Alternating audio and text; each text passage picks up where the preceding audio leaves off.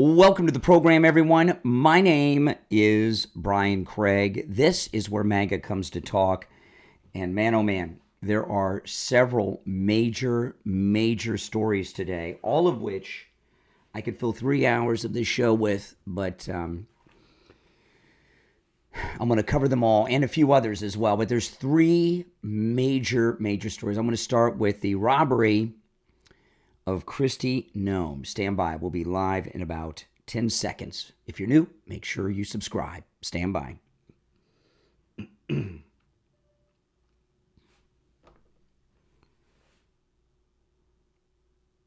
Welcome to the program, everyone. It is already Tuesday morning. My name is Brian Craig. You are listening to Florida's longest running radio show, the Steve Kane Show, on the radio since 1977. Today is a big news day. There are several major stories on some that are updates, that are new and updates on the biggest stories. Kristi Noem was robbed on Easter Sunday.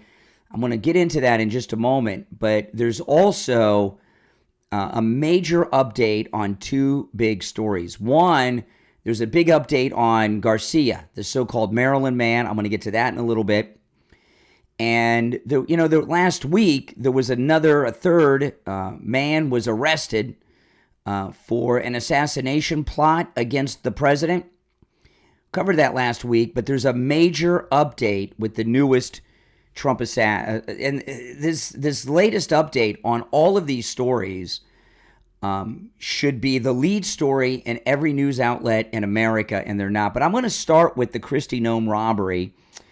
I'm going to go through the details for those of you that aren't familiar with it, and then we'll talk about it. But this story was widely reported yesterday. At about 11:45, the story broke. And Kristi Noem had her purse stolen at Easter dinner in a D.C. restaurant. And, of course, she's under Secret Service protection. So let me go through the story, and then I'm going to share my thoughts and ask you some questions about this, because this is so disturbing. This is in the Gateway Pundit, but it was reported by CNN, Fox News, and all the other major news outlets. Here's the headline. Department of Homeland Security Chief Kristi Noem robbed by masked man in D.C. restaurant. In an appalling security breach, Kristi Noem was robbed by a masked man in a D.C. restaurant. Kristi Noem has Secret Service protection, but a masked man was able to snatch her purse while she dined at a restaurant Sunday night. Now, I want to tell you this. As a cabinet secretary, Kristi Noem has Secret Service protection, but she has a larger detail than most cabinet officials. Okay, and the reason is she is leading the largest deportation in U.S. history, and she's taking on two major international terrorist organizations, MS-13 and Trinidad de Agua. So she just doesn't have one or two Secret Service agents with her. She has a massive detail, which is probably equal in size, at least, to the vice president's detail, maybe even larger. The thief took off with Kristi Noem's purse, which included $3,000 in cash, her passport, her Department of Homeland Security badge, and other valuables. Secret Service is investigating the incident. The Secret Service, which provides security for Kristi Noem, reviewed security camera footage at the restaurant and saw an unknown white male wearing a medical mask steal her bag and leave the restaurant. That was reported by CNN, who originally broke the story. The thief got away with Kristi Noem's driver's license, medication, apartment keys, passport, Department of Homeland Security access badge, a makeup bag, blank check, so they got her checkbook, and about $3,000 in cash, CNN reported. Now, this story is widely reported. Fox News reported this yesterday, and basically all they've reported is what I've just shared. No updates. And I have three major stories, of which this is one of them, and a lot of other important stories that we're going to cover on the program. And in the morning, when I do my show prep, one of the most difficult things can be sometimes is what story to lead with. I got this big update on Garcia, a major update on the most recent Trump assassin, the Kristi Noem robbery, and a few other stories. So why would I lead with the Kristi Noem robbery? Well, I'll tell you why. This is an insanely massive breach of security. As I said, she's got a massive Secret Service detail. How did this happen? Was this a robbery? Just a regular robbery and a purse snatching? Or was this some type of deep state op? And I believe it was most likely a deep state op. And I'll explain why, but I'd like to hear your thoughts on this at 1-888-465-2631. Kristi Noem, the reason she had $3,000, she was having Easter dinner with her family, with her kids and grandkids, and she was going to give everybody money for Easter. And she's rich. Remember, she had that $50,000 watch at the El Salvador prison. So she's rich. $3,000 with all the kids and grandkids she has is, it's not that much to her. But I don't think they were after that. I think this was an op that was after her cell phone. And we don't know where the purse was in the restaurant. We don't know if it was under the table, under the chair, on the table, next to a chair. We don't know if Kristi Noem took a break to the ladies' room and left her purse on the floor in the stall and it was taken. Was she in the ladies' room and left her purse on the sink in the ladies' room? And we don't know. We don't know. But, you're a purse snatcher in D.C., in a D.C. Restaurant. You know that this person is under Secret Service protection because the Secret Service are there. Okay? It's a very high-risk crime for not a lot of gain. I think they were after her cell phone. And as I said, none of the articles tell us if they got the cell phone or not. No one's even asked. She's a married woman, Kristi Noem. They have been promoting this story for a year that she's having an extramarital affair with Corey Lewandowski. And over the Easter weekend, the fake news media was pushing that story more. Thursday, Friday, and Saturday, they were pushing this Corey Lewandowski story, having an affair with Kristi Noem, talking about a job she wanted him to have at Homeland and the job that he does have, and he's the de facto chief of staff for Homeland Security, even though he has another title. And I believe this is very likely a government op to get her cell phone to try to find some incriminating text messages or emails between her and Corey Lewandowski. Remember, they went after Mike Lindell in an FBI raid, and they got his cell phone. They thought they'd find something on it. Obviously, they didn't because he was never arrested, and we didn't hear anything leaked in the press. The break-in of Mar-a-Lago was not about classified records. That was a cover story. The powers that be in the corrupt Biden regime had gotten in their head that President Trump in his personal safe at Mar-a-Lago had a binder. And in that binder were records that showed that Barack Obama illegally authorized the wiretapping on Trump Tower and a surveillance program against President Trump that went on even after he was president in the West Wing. That's why when they broke into Mar-a-Lago, they brought a safecracker with them. They did. Remember, it was reported at the time. And they did break into the president's safe, which had nothing in it but his passport. But they convinced themselves that there was this binder that had this incriminating evidence about Obama. So whether or not the story about her and Corey Lewandowski is true, I don't know. They spend a lot of time together. He works for her. I don't know. I really don't care. But these Trump derangement syndrome sufferers, they believe all their own nonsense, and they convince themselves of things. And to them, the affair with Corey Lewandowski is real, whether it is or not. But they have no evidence to prove it. But if they grab her phone, They might find some incriminating text messages or emails from Corey Lewandowski. So I want to ask you guys this question. And we're coming up on our first break of this Tuesday morning edition of Florida's longest running radio show. And our toll-free number is 1-888-465-2631. 888-465-2631. Do you believe that this was a random purse snatching on Kristi Noem with her huge Secret Service detail, or was this some type of deep state op? The only other possibilities is that it was Trinidad Agua and MS-13 operatives, but I believe it was a deep state op, most likely. What do you think? I want to hear your thoughts on this. Am I nuts? Does this make sense to you? How could something like this happen with her large Secret Service detail? White guy in a mask, a surgical mask? Come on.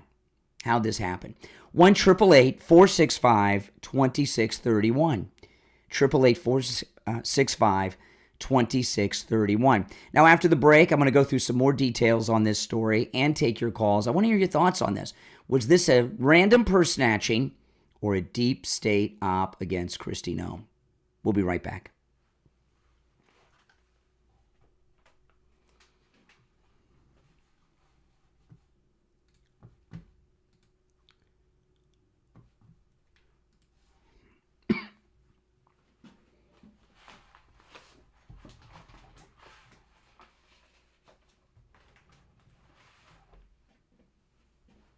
It is insane.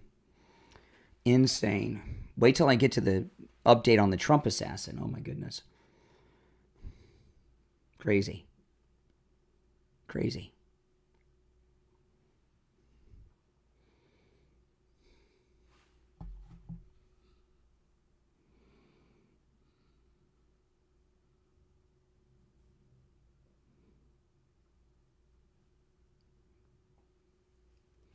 Completely insane.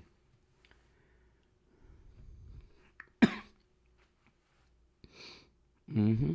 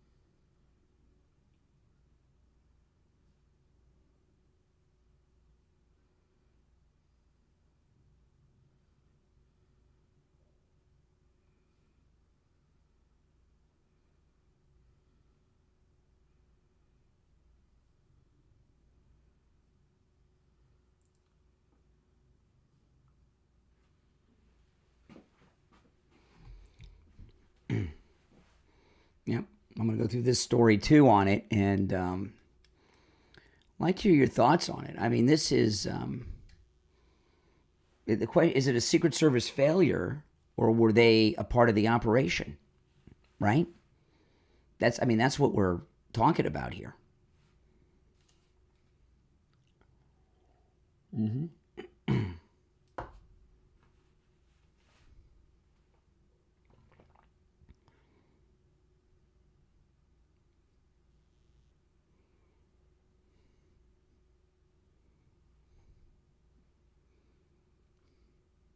We'll be back in just over a minute.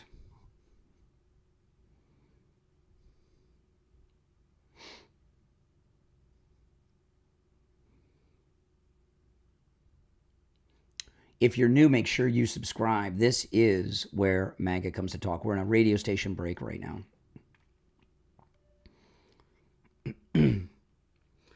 No, this story, no one's really talking about this story but me, but I don't care. I think it's that important. It's that important.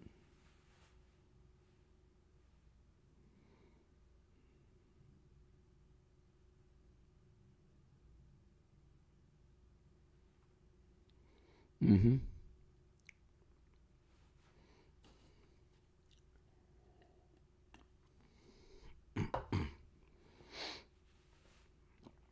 The robbery is true. Kristi Noem confirmed the purse snatching at the Easter egg roll yesterday. She confirmed it.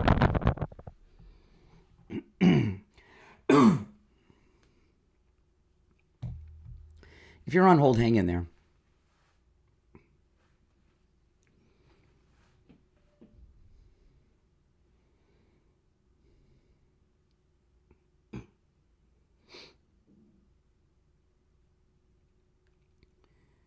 Welcome back, everyone. I'm Brian Craig. It's the Steve Kane Show. What we're talking about, if you're on hold, stand by. What we're talking about is the purse snatching, the robbery of Kristi Noem at Easter dinner at a D.C. restaurant. And really what we're asking here is, was this a failure of the Secret Service, or were they a part of an operation? Remember, the Secret Service, President Trump was shot by a guy in clear sight, okay, in Butler, and then a couple weeks later, there was another assassin at the golf course here in Florida. So, you know, is the Secret Service that incompetent or not? Think about it. I want you to think about it. And, you know, this, Kristi Noem is right up there with somebody that they want to get out. They're very desperate to get Trump to fire a cabinet official. They've been working very hard on this. They're after Pete Hegseth. They're after her. But one of the reasons they're after Kristi Noem is, you know, they are desperate to get somebody that's part of the establishment in the administration, because they've not been able to disrupt and there's not leaks. But also, they want to disrupt the deportations that are going on. There's a part of that. And if they were to get her cell phone, and they would find that embarrassing emails or texts between her and Corey Lewandowski, they could attempt to use it for blackmail or to discredit her, to slow down these deportations that she's the leader of as the Secretary of the Department of Homeland Security. Nothing could convince me this is a random purse snatching. No way. No way. How'd the guy get out? And how many people are walking around with surgical masks on these days in restaurants in D.C.? All right, let's go. You're on the air. What's your name? Where are you calling from? The leader as the secretary. You're on the air. Jeff from Maine. Hey, Jeff, what's up? Hey, the only way someone could get away with that is if her detail was in on it. There's no way that should have happened. Yeah. And let alone if it was the deep state, would they not have used a professional? And if it's a government phone, I don't care if you turn the thing off, they can track it. She may have two phones. Try to download some information onto it or off it. She may have two phones. She may have her government phone and a personal phone. Who knows? But the idea, and I would say this sounds pretty professional. He went into a restaurant, snatched the purse from somebody with a major security detail of the Secret Service. That's there's no way that's random. Who would do that? What kind of purse snatcher? Right. You see the Secret Service all over the joint. And that's, who would just average Joe off the street try to take her purse? Yeah. I can't believe that it was random. No, it's too high risk of a crime with too little potential payout. That's it. I mean, it just is. The problem with it is these people that are that desperate to go after Trump's cabinets, I believe the biggest problem we're having is with the judges. And we have a real problem. Well, I don't want to get sidetracked into that today. But hey, Jeff, I appreciate the call, though. I don't want to get sidetracked on the other issues. I've got some other big stories I'm going to get to later in the show, but I want to continue with this. So this is the Daily Mail's version of the purse snatching of Kristi Noem under a massive, large Secret Service protection detail. President Donald Trump's Homeland Security Secretary, Kristi Noem, was robbed on Easter Sunday despite her Secret Service protection and a stunning breach of security. Kristi Noem had a bag taken, that's her purse, as she was out dining in a restaurant in Washington, D.C., CNN reported. Dubbed Ice Barbie for her many law enforcement-related outfits, the secretary's bag, which included her makeup, was stolen, according to two sources familiar with the matter. One law enforcement source disclosed to CNN there were plenty of valuables in the bag. An unidentified thief was able to take off with Kristi Noem's driver's license, medication, house keys, passport, Department of Homeland Security security badge, makeup bag, blank checks, and roughly $3,000 in cash, according to a source. After reviewing the restaurant's security footage, the Secret Service determined that Kristi Noem's bag was snatched by a white man in a medical mask, who then exited the restaurant. Noem, speaking to the press at the White House Easter Roll yesterday, confirmed the incident. A spokesperson with Homeland Security confirmed the incident in an email. Hold on, I lost. I just lost the article, but that's a little bit more information confirmed by the Secret Service. All right, let's take some more calls. You're on the air. What's your name? Where are you calling from? Good morning, Brian. Chris from Pompano Beach. Hey, Chris. I'm up here doing my laundry early before I start my day, and I'm listening to the show, and I can't believe my ears. No. I mean, if this doesn't scare every American citizen, regardless of party affiliation, nothing will, because obviously we know about proven deep state, operations earlier, but this involves the Secret Service itself.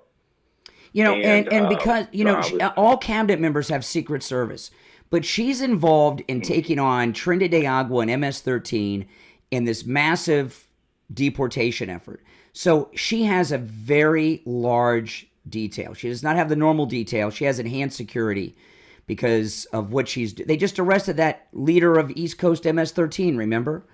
It is beyond my imagination that this could be a random purse snatching with a security detail that large.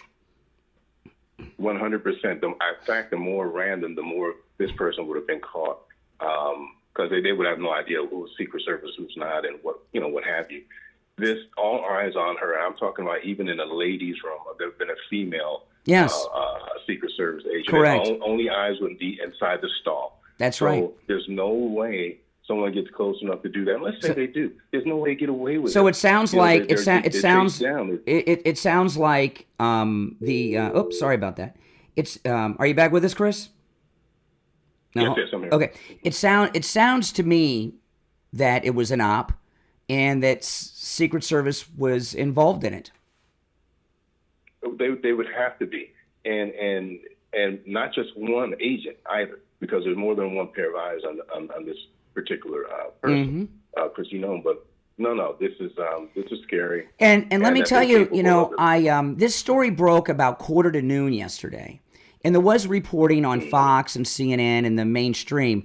There have been no updates since about 10 minutes to 12 yesterday. And that's why I led with this story today. I've got some big stories I'm going to cover on today's program, but I led with this because of how disturbing it is, but it even made me more suspicious when I saw that the Washington, D.C. media, they're not covering the story. They're not asking any questions. No one's asked about the cell phone or any details of this. There's a media cover-up of this story going on. No, this is huge, and even what little coverage there has been, it's been so abstract. I mean, it's downsized already with that vague. I know we got to get details and everything, but that's absolutely unacceptable, and this is getting ridiculous. So this is who we're dealing with. These people with so much to hide. So I call them desperate people. Yep, that's right. They're very desperate. The entire administration. That's ridiculous. Mm-hmm. All right, I got to run for the break, but some good points, Chris. I appreciate the call. If you're on hold, hang in there.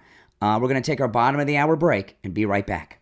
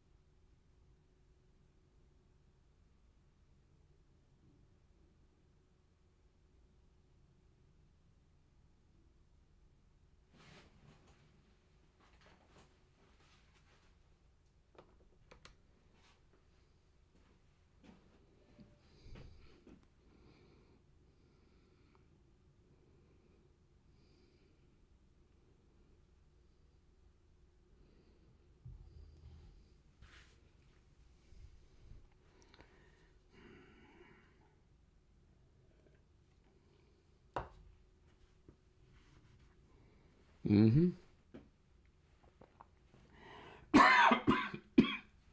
Oh, coffee went down the wrong way.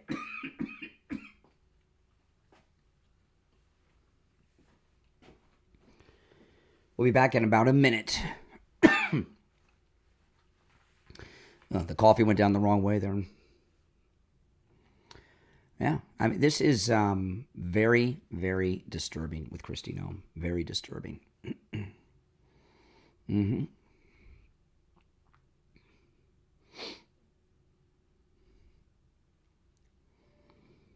Wait till you hear the update I have on the new Trump assassin. I mean, this is nuts.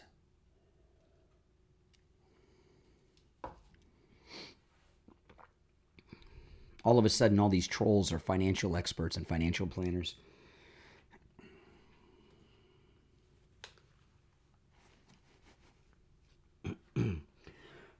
Stand by. Less than 30 seconds.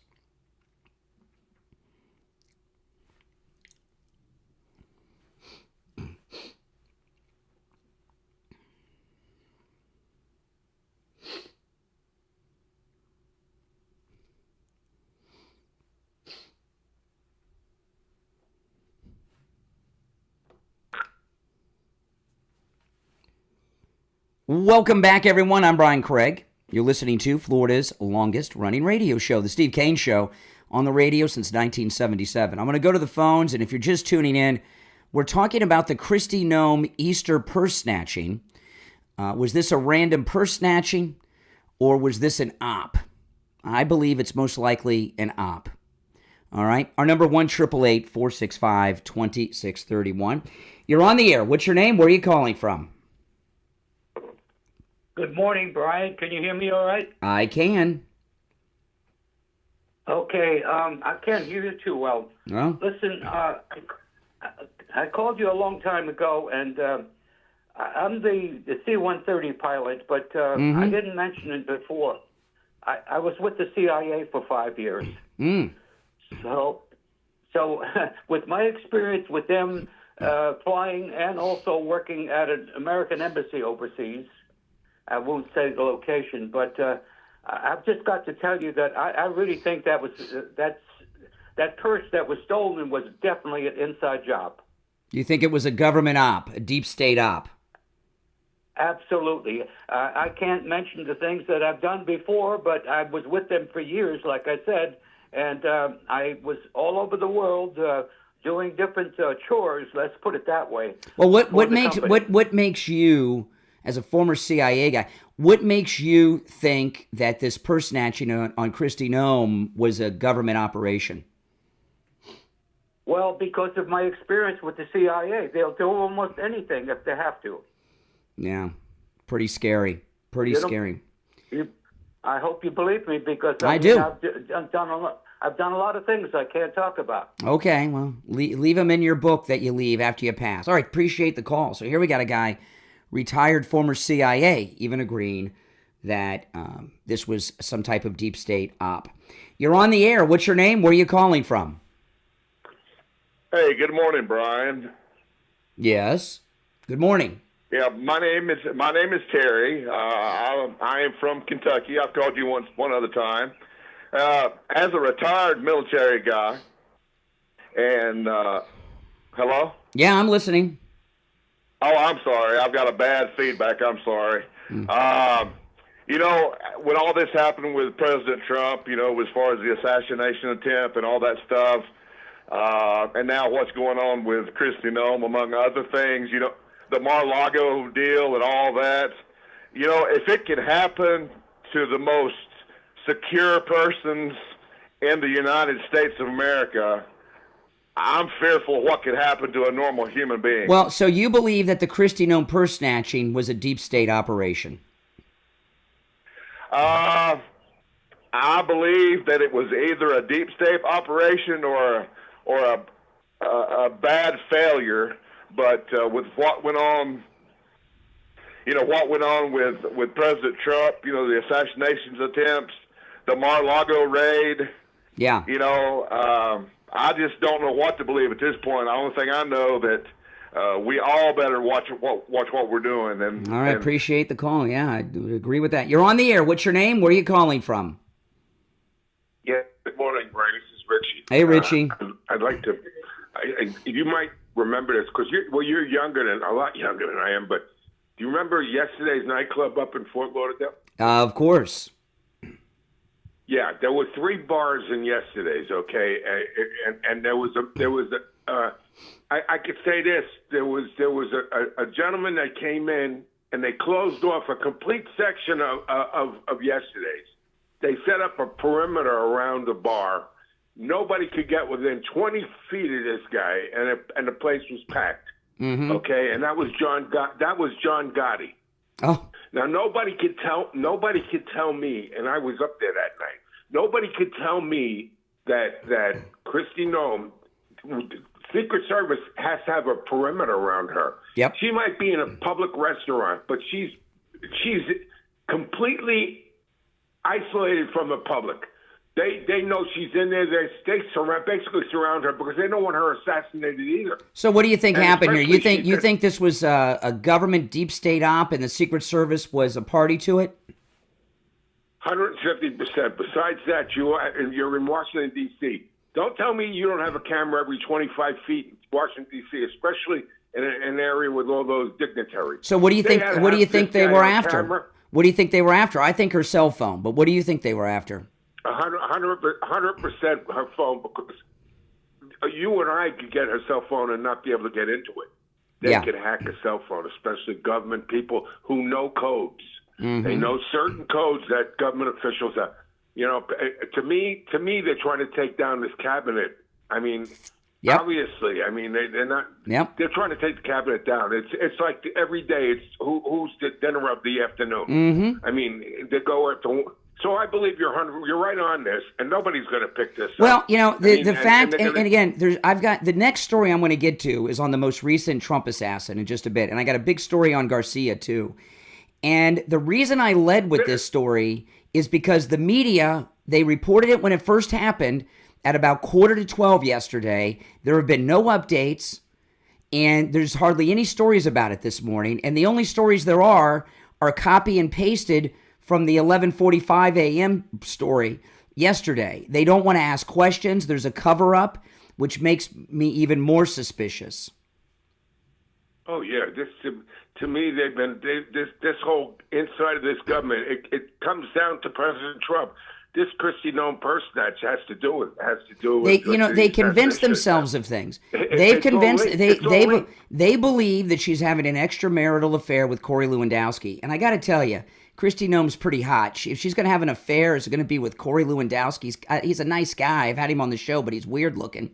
But they convince themselves it's true whether or not it is, and they want some material on that. And they've convinced themselves that there's some text messages or emails that they could either blackmail or embarrass her with. I think it could be that, but I also think it's also some of the secrets that could be on her phone that are amongst the president of the United States. Yeah, there's no leaks going on. There's no leaks out of this White House. No leaks. No, they get into his phone. They get into everything. It opens the gun. It's better than hacking a personal computer. And nobody is even not one reporter is asked if they got her cell phone. Not one. Now tells me they did probably. Oh yeah, this. Listen, you can't tell me the guy got out of the restaurant and they didn't. Now they could tell you what car he got into. They can have cameras all the way where he drove, who picked him up, license plates. They know who he is. Washington D.C. Absolutely. It wouldn't surprise. You know what? It wouldn't surprise me if he was the pipe bomber. You know, it wouldn't. Yeah, the pipe bomber. That's what I was going to tell you. If they know who the pipe bomber is, so they also know who put the cocaine in the White House. That's right. They have to know. They got. Of course, they know. This is. Oh, the whole thing is just disgustingly, really. All right, Richie. I appreciate the call. Yeah, I mean, I'm glad. You know, I'm glad that people out there are agreeing with me on this. Because, you know, you see everything they've done to President Trump and those around him. And sometimes maybe I'm getting a little paranoid. But no, this is not paranoia. It's reality. And those of you out there agreeing with me on the Kristi Noem purse snatching certainly confirms that my suspicions are very well founded. You know, there's a big move going on against the Trump administration on many levels. They've got a very loyal cabinet. There's no leaks. And they don't have anyone inside the cabinet that can sabotage like they had in the first term. That's why they're trying to get rid of people. They want to get rid of Pete Hegseth so they can plug in Kristi Noem or DeSantis or someone. They want to get rid of Kristi Noem so somebody else can get plugged in that can either leak or disrupt. See, the establishment Republicans, those are the Bush Republicans, they know Trump only has this last term. I know Bannon's talking about a third term. Unless there's a constitutional amendment, that ain't going to happen. So what the Bush Republican establishment are doing is they're making moves to be in place thinking they can come back to power after Trump's term is up. That's what's going on. Why do you think Ann Coulter's out there praising Trump on C-SPAN? She's trying to get invited into the mix. You think the Republican establishment just said, well, the MAGA Republicans have taken over? No. They have been conspiring, they're lying in wait, and they're making big moves. This is one of them. And that's right. They get into her phone, they're into everything. Now, she may have two phones. She may have a government phone and a personal phone. But why the press aren't asking about this is because they know what we're talking about is most likely true. That this is some type of deep state op. Now, after the next break, I'm going to get into one of the news stories. I'm not sure if I'm going to get into the Trump assassin or the Garcia update. I think I'll do the Garcia update because there is a big one on that. And then at the top of the hour, I'll have to recap this story, the Kristi Noem purse snatching. But there's a big update on the most recent Trump assassin. Last week, there was another guy who was arrested for plotting a third assassination attempt on the president. And there's a new piece to the puzzle that is very disturbing. Now, I want to take a moment to talk about Friendly Tire in Margate. Friendly Tire in Margate have been with us on the Steve Kane Show for at least a decade, but I've been a customer there for close to 20 years. They have thousands of good used tires in stock, but Friendly Tire in Margate has the lowest prices on new tires you will find anywhere. We have listeners that drive an hour each way just to get tires at Friendly Tire. The prices are that good. You know, a lot of our listeners, they drive to Florida on vacation. They buy tires at Friendly Tire in Margate. Some of our cruisers drive from out of state to Florida for the cruise. On the way here or the way back, they stop at Friendly Tire in Margate and get new tires. We've even had listeners get new tires and then buy a second set they keep in the garage in New York. It's amazing. He has all the name brands you know and love, Bridgestone, Firestone, Pirelli, any of the name brands you love, and you can get any type of tire for any type of vehicle you need. Now remember, Friendly Tire in Margate, when you call Friendly Mike, I'm going to give you the number in a moment, he'll quote you a price right over the phone. That price is out the door and on the road. And what I mean by that is Friendly Tire does not charge you to balance the tire, mount the tire, or even dispose of your old tires. All right, so give Friendly Mike a call. His number is 954-977-9445. 954-977-9445. That's 954-977-9445 for Friendly Tire in Margate. You're on the air. What's your name? Where are you calling from? Jared from New Jersey. Yeah, New Jersey. What's up? Yeah, I was just wondering, did you cover that the FSU shooter was a MAGA Trump supporter? That is not true. And even if it is true, what's the significance of it? Because it's important to cover, like if you're covering that Kristi Noem, was purse snatched or something like that. It's important to cover that these, anecdotal pieces of violence. No, in fact, there were people that knew him that said he was rabid anti-Trump. The Florida State University shooter is obviously a crazy person. And yeah, he was pictured with a MAGA hat though, and he was interviewed but his friends have also said he hated Trump. But let's say he had a MAGA hat and he was a MAGA guy. What's the significance? What's the significance of that to you? Notice how this dope on the phone is trying to divert from the purse snatching of Kristi Noem. But tell us what the significance is. I like statistics. So according to the Center you for like Strategic statistics, International yeah. Studies, excuse me. According to the Center of Strategic and International Studies, over the past couple of years, it's very, very clear that the majority of domestic terrorism that occurs in this country is because of far-right extremism. Okay, now stop right there. Stop right there. The majority of the electorate are MAGA people, right? Because Trump just won a national election. He won every battleground state and even flipped about 10 or 12 counties in California red. So the majority of voters are MAGA people. When you have a sample size, hold on a second here, Mr. Statistics. I'm going to make a point for you to respond to. When you have a sample size that large, there will be people in it that do all kinds of things. If you went to our maximum security prisons in America and looked at the violent felons that are incarcerated in our maximum security prisons, rapists and murderers, what would be the skin color of the majority of them?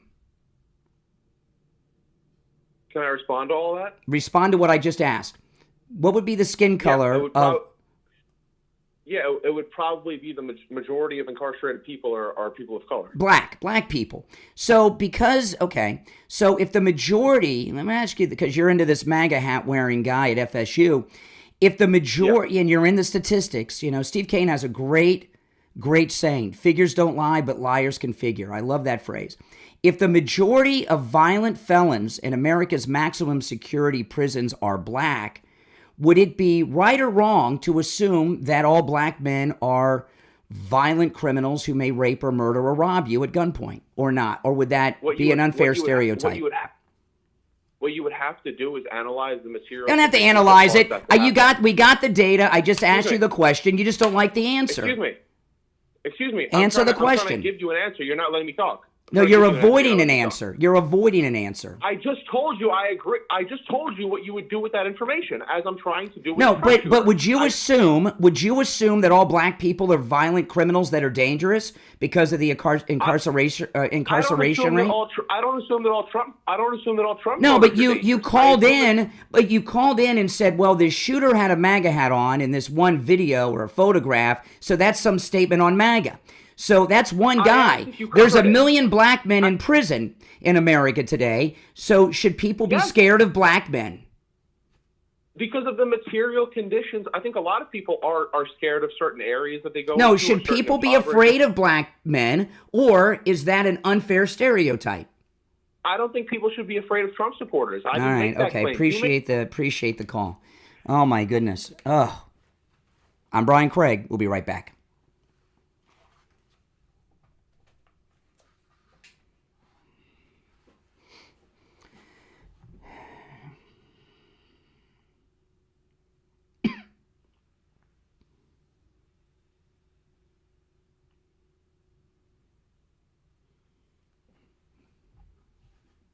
Isn't that something? What'd you guys think of that call? If you're on hold, hang in there.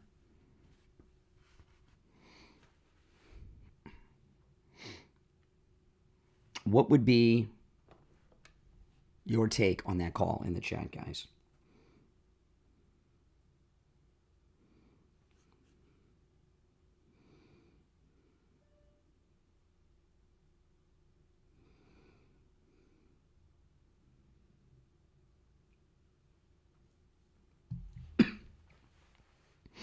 What are your thoughts on that call? Country Carpenter said, I'm good with callers. Thank you very much.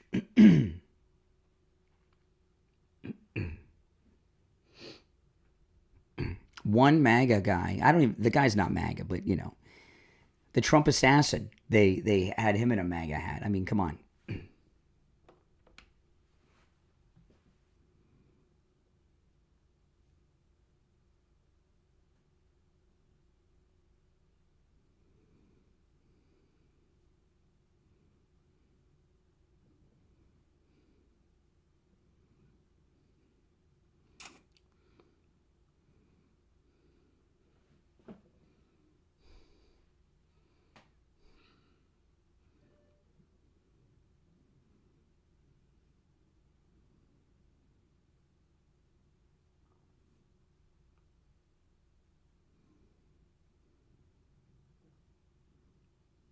We'll be back in less than a minute, guys. Less than a minute.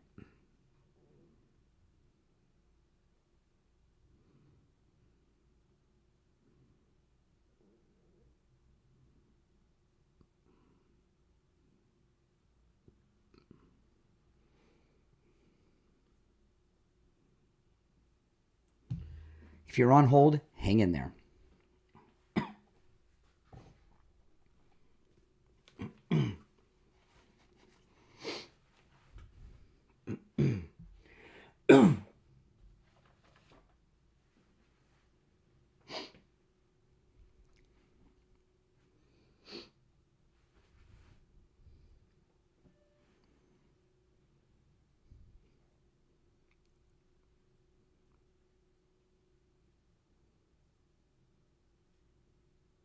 Welcome back, everyone. I'm Brian Craig. You're listening to Florida's longest-running radio show, The Steve Kane Show, on the radio since 1977, celebrating 48 years on the radio. All right, back to our phones. You're on the air. What's your name? Where are you calling from? How you doing? I'm Ralph. I'm in Alabama. Mm-hmm. All right, here we go, Mike. Yeah, go ahead, Alabama. You called me. What's on your mind? So, hang on, I'm adjusting my volume here. Hang on. Maybe you can adjust your brain waves. Yeah, go ahead. Okay. So, I agree with you. I think, I do think it was a setup. Are you talking about the Kristi Noem purse snatching? I am. All right. So, I agree with you. All right? The only thing that's going through my head is that I think she made it. Okay, all right. I don't think much is going through his head. You're on the air. What's your name? Where are you calling from? Good morning, Brian. This is Bill from Sanford. Hey, Bill. What I don't understand, you probably know more than I would. Have there been any interviews of the manager, the servers, the patrons? They haven't even confirmed the restaurant. There's been a story or two that name a restaurant, but that has not even been confirmed. But there has to. People know what restaurant they were. I'm pretty sure that had to be leaked out someplace. The media are not interested. The media are not interested in reporting it. This thing stinks. It doesn't make sense. And another thing. Well, okay, you're talking about the Kristi Noem purse snatching. So, what do you think happened? Oh, I think it was an inside job. For what purpose? Had to be. Well, like you talked about, to get her cell phones. That's what I would think. I agree. That makes sense more than anything else. But she may have had a weapon in her purse also. We don't know about that. Possible. So we're not getting the story on this, and nobody seems to be interested other than you. I mean, so far this morning. Well, that's why I'm covering it. It's not trending on social media. There have been no updates on the story since noon. Any story you see is just a copy, repaste, plagiarism of the original CNN story that came out about 11:45 yesterday. And I find that insane. Well, I'm amazed very at the suspicious silence of no witnesses. Is it silence or a cover-up? I think it's a cover-up. Well, that could be also. But anyways, it's a great show this morning. All right, appreciate the call. But aren't they great every morning? You're on the air. What's your name? Where are you calling from? You're horrified of a detailed conversation. Oh, you're Mr. Statistics. I had to take a break. It's one call per day, and open phones are on Friday. And you cut me off for no reason. I know I cut you off. No, that's not true. This is a losing conversation. I cut you off because it was time for a commercial break. You cut me off because you're horrified of a detailed conversation. I had to take a commercial. No, excuse me. I had to take a commercial break, which I took late. I kept you past the break time, and it's one call per day. So call me tomorrow, okay, with your statistics. Oh, my goodness. You're on the air. What's your name? Where are you calling from? Hey, this is Nick from North Florida. Nick in Florida. What's up? Yeah, this Kristi Noem thing. One thing you haven't mentioned, I don't think it happened anyway, is she had $3,000 in that purse, what they're saying. And, when you go to a restaurant with your wife and she's got her purse, does she leave it anywhere? We don't know. No, it's right Nobody, off the line. nobody in the media have asked. We don't know where the purse was stolen from. We don't know. That's what I mean. If she wasn't holding it because she's, Listen, I got a bad connect. Your cell phone's cutting in and out. I'm only hearing like half of every word, but you make a good point. All right, I appreciate the call. The little bit I could hear. I can think of nothing more terminally boring than having a discussion on statistics on the program. Okay, but I asked the guy a good question, and he didn't like the answer, so he tried to divert. Now, after the top of the hour break, there are two other stories that I'm going to cover. There's an update on the Garcia fake Maryland man story. Something came out yesterday, and I want to play you some audio, and I've not heard this before, and it adds something to the story. Also, there's a major update on the third Trump assassin that was arrested last week, which we're going to get into as well. But if you're just tuning in and you're wondering what we're talking about involving Kristi Noem, Kristi Noem had her purse stolen at Easter dinner at a restaurant in D.C. The purse had in it, according to CNN, her Department of Homeland Security badge, $3,000, her medications, her checkbook, her driver's license, her passport, and the keys to wherever she's living in D.C. Very little updates on this. In fact, there's zero updates. We got the original story, which broke about 11:45 a.m. yesterday morning. She was asked about it by a reporter at the Easter egg roll at the White House yesterday, and Kristi Noem confirmed it. I believe that it was a deep state op to try to get a hold of Kristi Noem's cell phone. They have been floating a story that she's having an extramarital affair with Corey Lewandowski. There were even stories over Easter weekend alleging it, and they've been promoting this story for quite a while. I think that they were looking for embarrassing confirmation information, text or emails between her and Corey Lewandowski. Richard the bus driver made a good point that they also may be looking for some communications inside the Trump team. That's true as well. You got to understand, this Trump cabinet is tight. They're friends. They've known each other for years. They're MAGA. They're loyal to President Trump, and there's no leaks coming out. And there's no establishment cabinet members like in Trump's first term that are sabotaging him like in the first term. And these people are getting desperate. They want Hegseth out. They want her out. Okay? So that's what we've been talking about in the first hour. Now, the other couple of stories I'm going to get to in after the top of the hour break. I'm not sure which one I'm going to start with. I may start with the Garcia story. I want to talk about Mike Lindell at MyPillow.com. Now, I've been telling you guys the new energy drink, which I have, and it's delicious, comes in 3 flavors, lemonade, green apple, and blueberry. Rev 7, you can get a free 3-pack at MyPillow.com, so you can try out the new Mike Lindell MyPillow energy drink with our promo code KANE at checkout, K-A-N-E. And it's a pretty good offer. Also, there's all kinds of specials going on right now. The MyPillow slippers, normally $149.98. That's how much I paid for my slippers. They're just $59.98 with my promo code KANE at checkout. They have styles for both men and women. They have the moccasins, which are cool. They also have the slip-ons in many different colors. They even have pink for the ladies.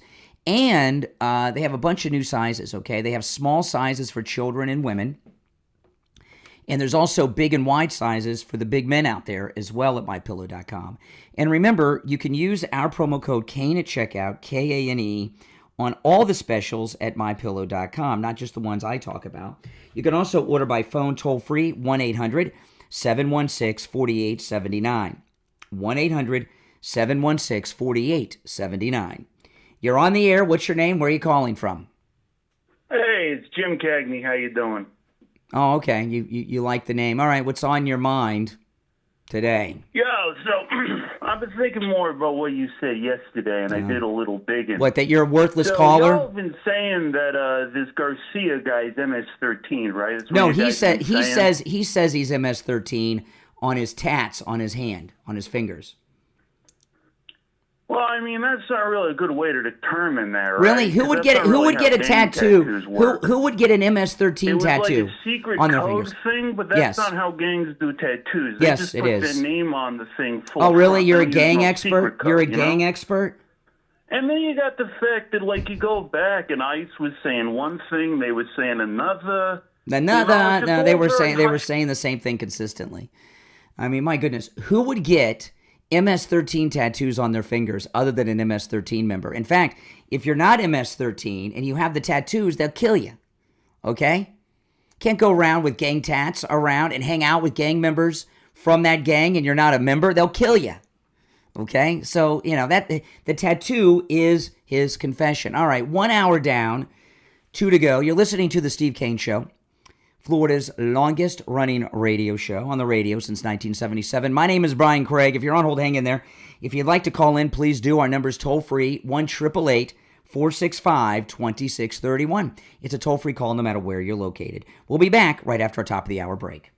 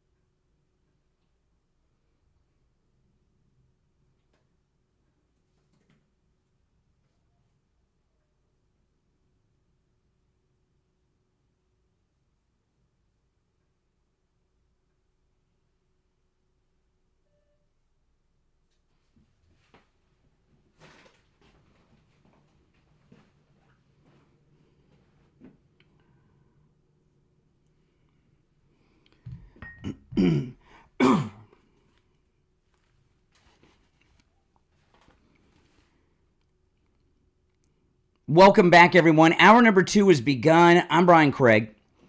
You are listening to Florida's longest-running radio show, The Steve Kane Show, on the radio since 1977, celebrating 48 years on the radio. Okay, we got some big stories today.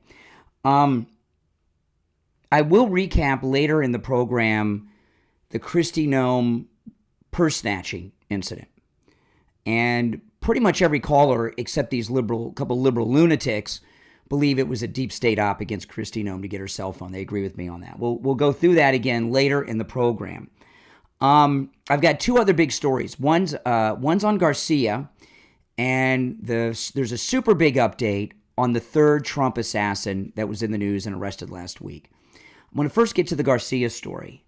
And the reason I'm doing this is there is, this talking point, due process.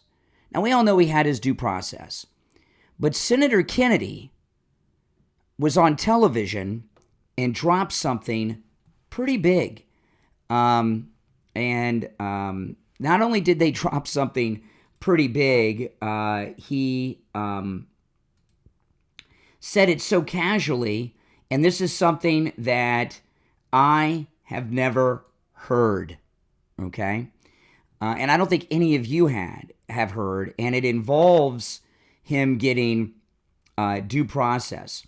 So let me pull this up. And Senator Kennedy, I've never known him to be inaccurate about anything. Listen. Now, first you're going to hear this idiot Van Hollen, okay?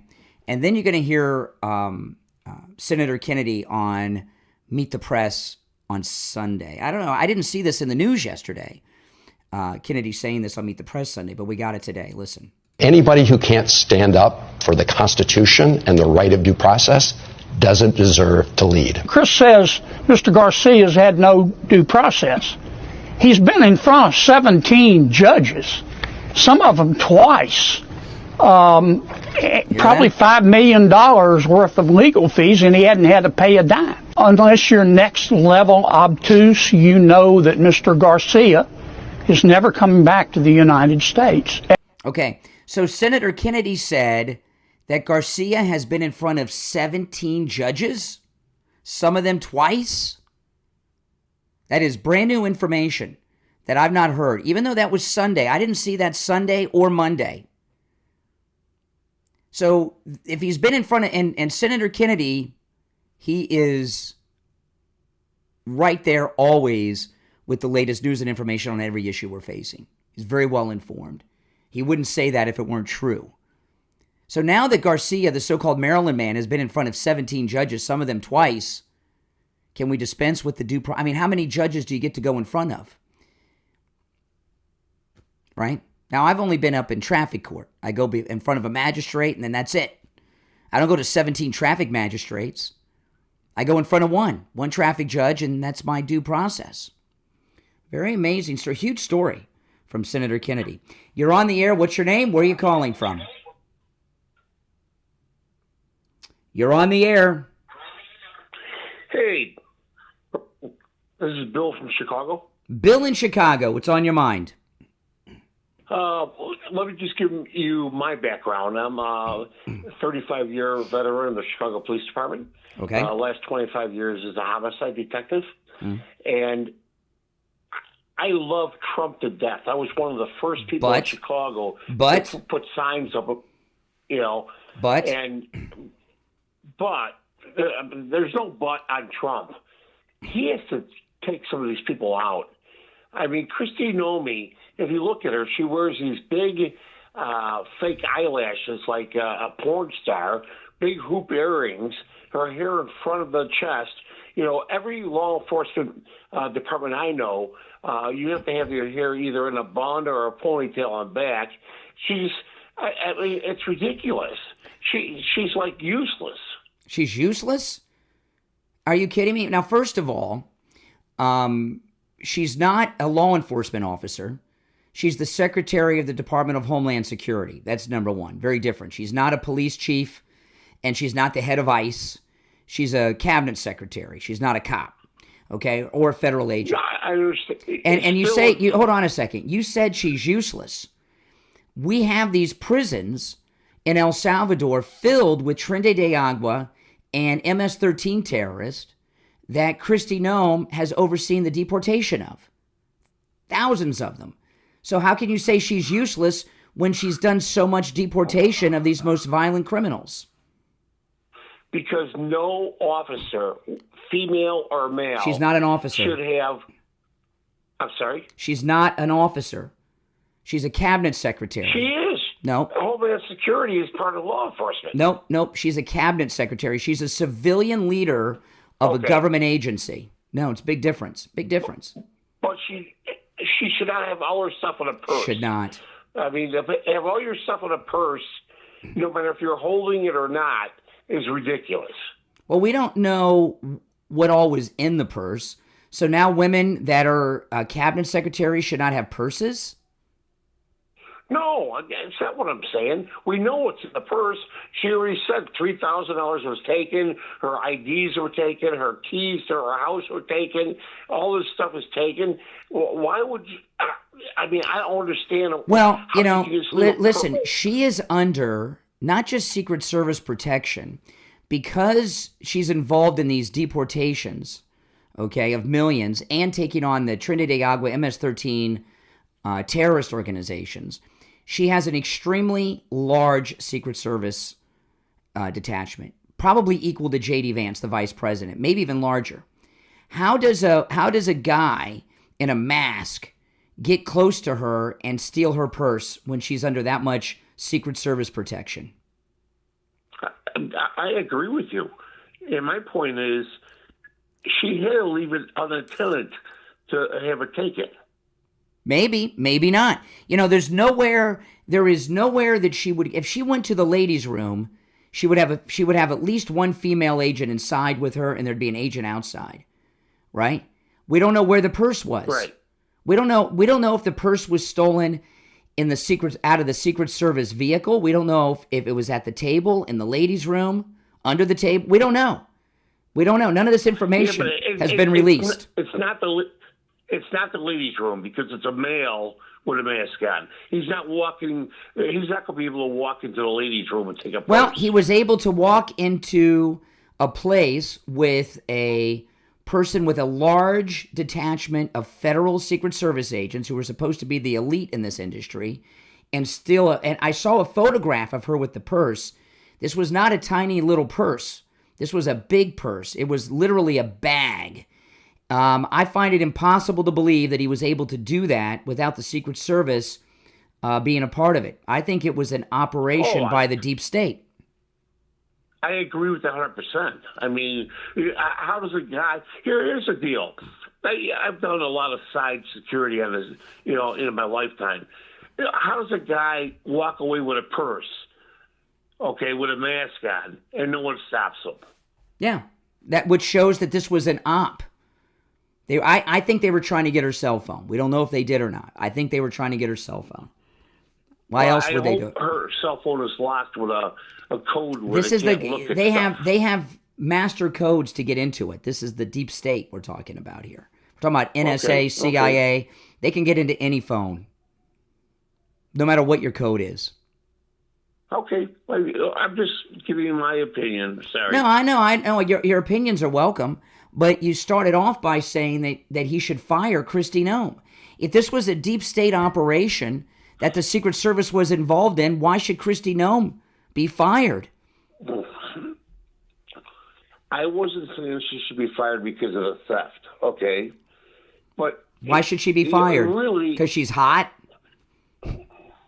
Of course she's hot, okay? So that's why she should be fired?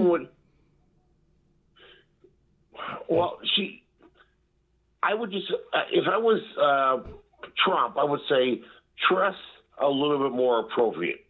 Don't dress like you're going out to the bar, I don't see her. Listen, Kristi Noem could wear a potato sack and she'd still look hot. Okay? There's no way for her not to. There's no way for you not to be attracted to her. There's nothing. Hey, I appreciate the call, and it's nice to hear from a retired Chicago PD detective. That's pretty cool. I watch Chicago PD every week. I love that show. And you've been in. Yeah, I was on that show. Oh, were you? I did 17 episodes. Really? I've seen you in it? Did you speak or Here's background? a story on. I'll make it real quick. Chicago PD and Chicago Fire. Yeah. Anybody you see in the background who's in a uniform, they actually use real firemen and use policemen. Oh, I had no idea. And because we have the uniforms and everything already, so they just hired us. Oh, that's pretty cool. All right. Well, I'm sure I've seen you 17 times because I've seen every episode. Hey, listen, thanks for the call, and I do welcome, even though we disagree, you're on this a little bit. You're always welcome to call. You're a good caller. We're not disagreeing. The only thing you disagree on is I'm saying, Listen, I got to run for the break, but call me again. All right, take care. Good caller, and I think he added to the conversation. I'll take one more call, then we'll break. What the heck? I shouldn't, but I'm going to. You're on the air. What's your name? Where are you calling from? Yes, Renee from Harlem. Hey, Renee. Hey, I've been listening to you guys. You're kind of funny. Wait, you know what, Renee? I'm going to put you. I'm late for the break. I'm going to put you on hold. I never do. I do this very rarely. I'm going to take you after the break so you have enough time to spew your venom. So hang in there. We'll be right back.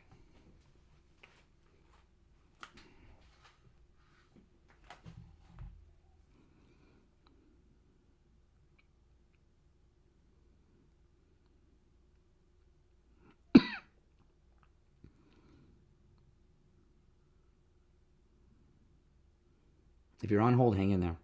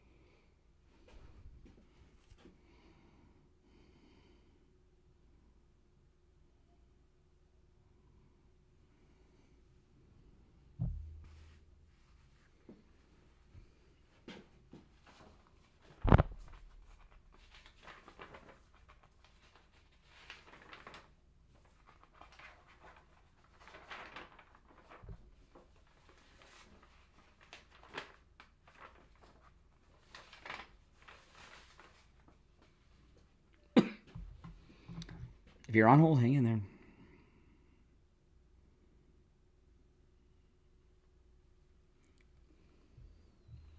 We'll be back in just over a minute. Good calls today.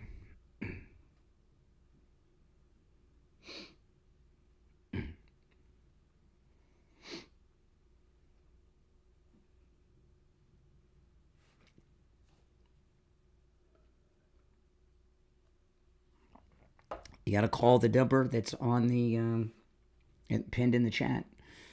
You call that number, you can get on the air.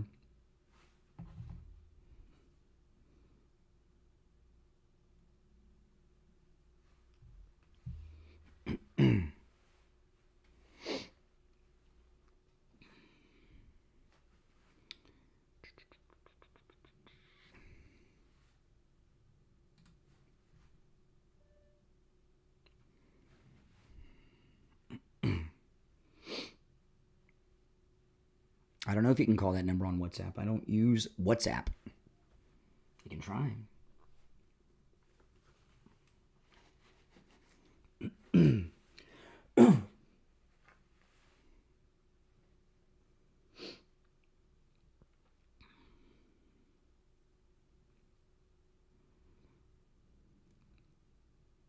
Welcome back, everyone. I'm Brian. It's the Steve Kane Show. I did something I rarely do. I held someone over through the break. Renee from Harlem. What's on your mind, Renee? Yeah, I've been listening to you bloviate about this idiot Kristi Noem who's gotten her purse stolen.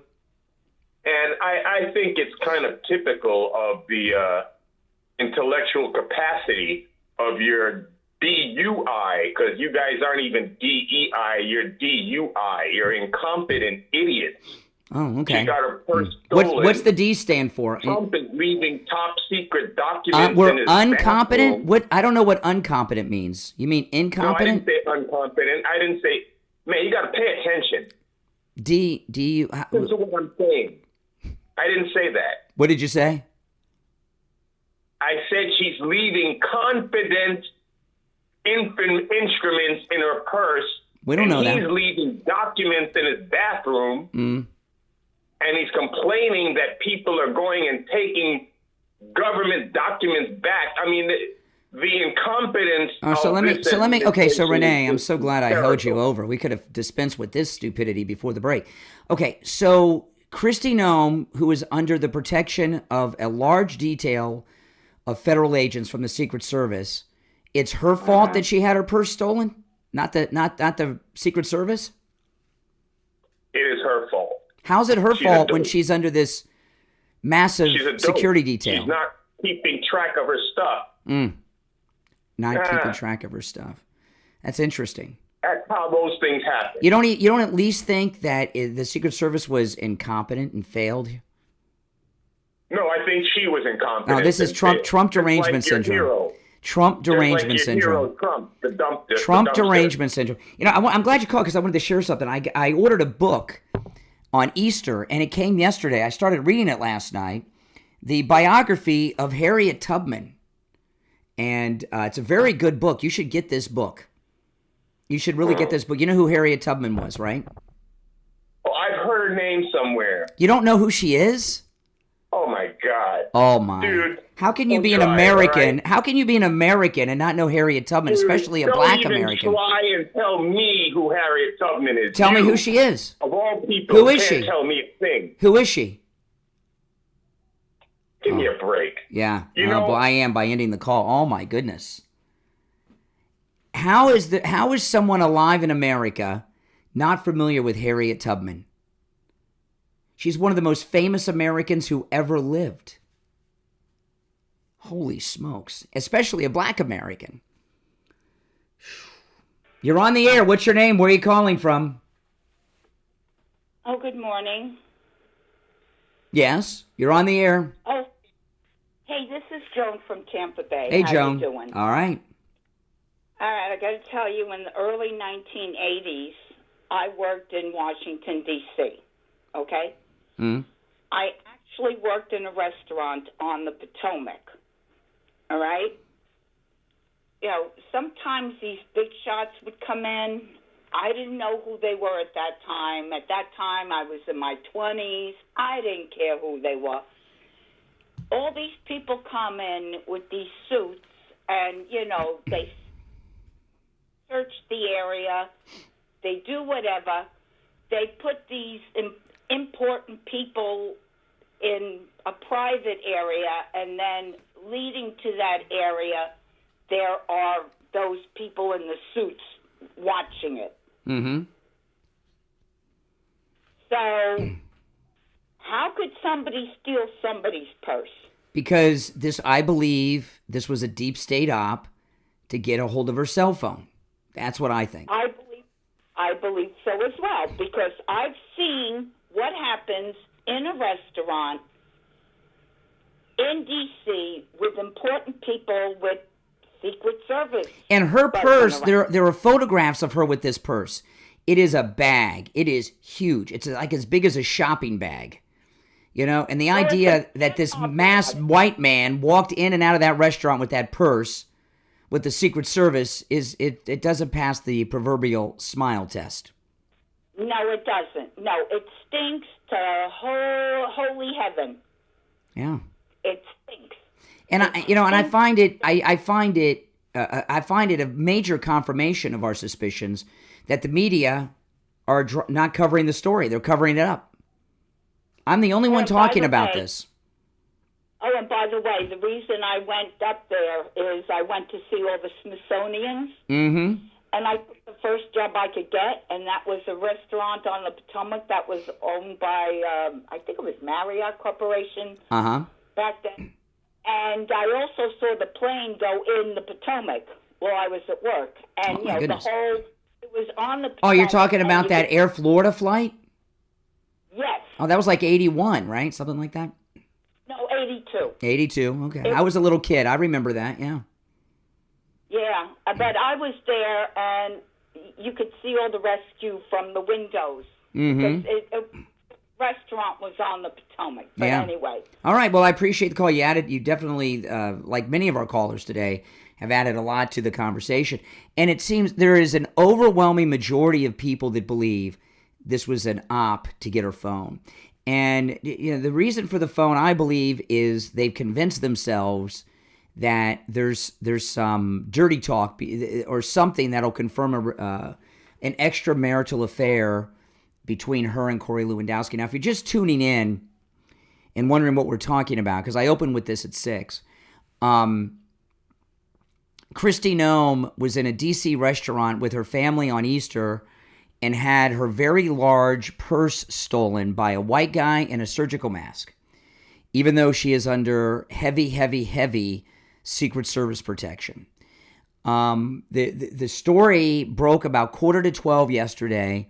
There have been no updates since then. Any story you've seen is a copy and paste plagiarism story from the original story from 11:45 a.m. yesterday. Okay? The press are not asking questions nor following up. They're involved in, I believe, a cover-up of this story.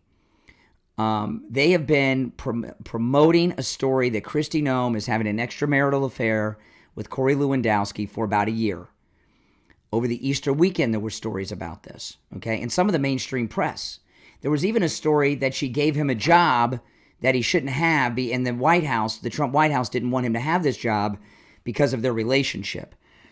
There's been no proof, no evidence of an extramarital affair with her and Corey Lewandowski. But they still report the story all the time. And these people, these Trump derangement syndrome sufferers, convince themselves of a lot of things. They convince themselves it's true. I don't know if it's true or not, but they'll find the proof in the cell phone, just like they broke in to President Trump's house at Mar-a-Lago, not for classified documents, but to get in his safe because they believe that he had this Obama binder that would incriminate Obama into authorizing the illegal spying on Trump Tower. That's why they broke into Mar-a-Lago, with a safecracker, by the way. And they did break into his personal safe in Mar-a-Lago. This is a similar instance. Your thoughts on this are welcome. I'd also like to hear your thoughts on this latest development with Garcia, the fake Maryland man. And also, I got a third story I haven't gotten to yet that I will get to at some point after the break. A major update on the third Trump assassin. But first, I want to ask you this. Do you or someone you know suffer from neuropathy? Oh, man, if you do, I don't have to tell you. Neuropathy is living torture. It really makes life unbearable. The symptoms are god-awful. Numbness, pain, burning, tingling in the hands and feet, muscle weakness, dizziness, falling down all the time. The feeling of pins and needles in the hands and feet. Some have no feeling at all. Your doctors will tell you, this is what Steve's experience, his primary care physician, his neurologist, there's no treatment for neuropathy. That's your life. Go home and learn to deal with the pain and discomfort because that's the rest of your life. Well, we didn't take no for an answer. We looked for help, and we found it at Lighthouse Medical Center in Pompano. Lighthouse Medical Center, they have a treatment for neuropathy. They have a treatment that works and a treatment that lasts. Steve had his neuropathy treatment at Lighthouse Medical over 2.5 years ago. His symptoms have not returned. They can help you no matter where you're located in the United States because they understand that, well, there's not treatments everywhere. They have a very unique treatment that works and lasts. But they also understand even if you're local and you're suffering from neuropathy, it might be difficult, if not impossible, for you to get into the office. So they can help you no matter where you're located. When you call, make sure you tell them you heard about them on the Steve Kane Show so you can take advantage of the no-charge-free consultation. 754-222-6642. 754-222-6642. That's 754-222-6642. And online, lighthousemedicalcenter.com. If you're on hold, stand by. We're going to take our bottom of the hour break and be right back.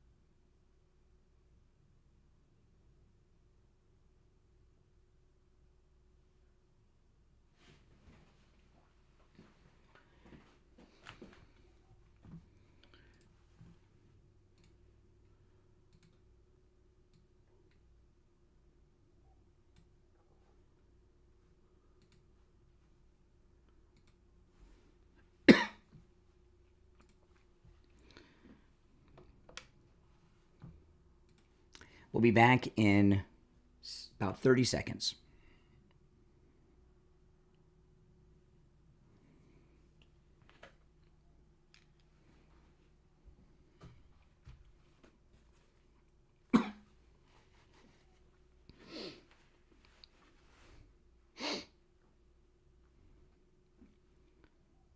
Stand by.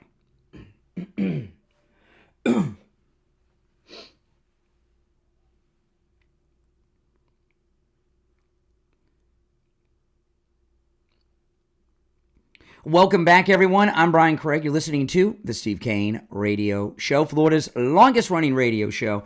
We've covered a lot today. I'll go back and take some of these calls, and I've got a big update on the third Trump assassin that was arrested last week. We're going to get to in just a bit. You're on the air. What's your name? Where are you calling from?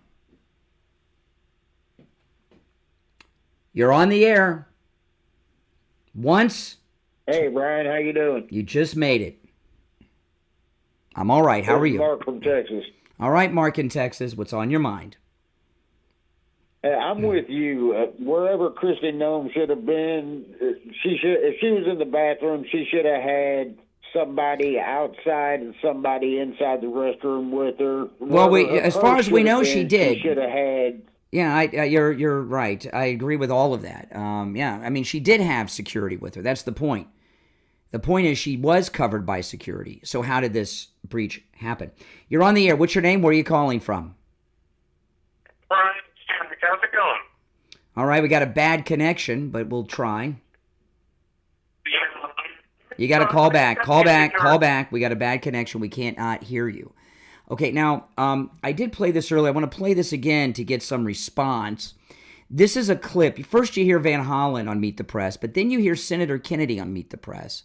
And he gave us some big information on the fake Maryland man, Garcia, who's in prison in El Salvador. Anybody who can't stand up for the Constitution and the right of due process doesn't deserve to lead. Chris says Mr. Garcia's had no due process.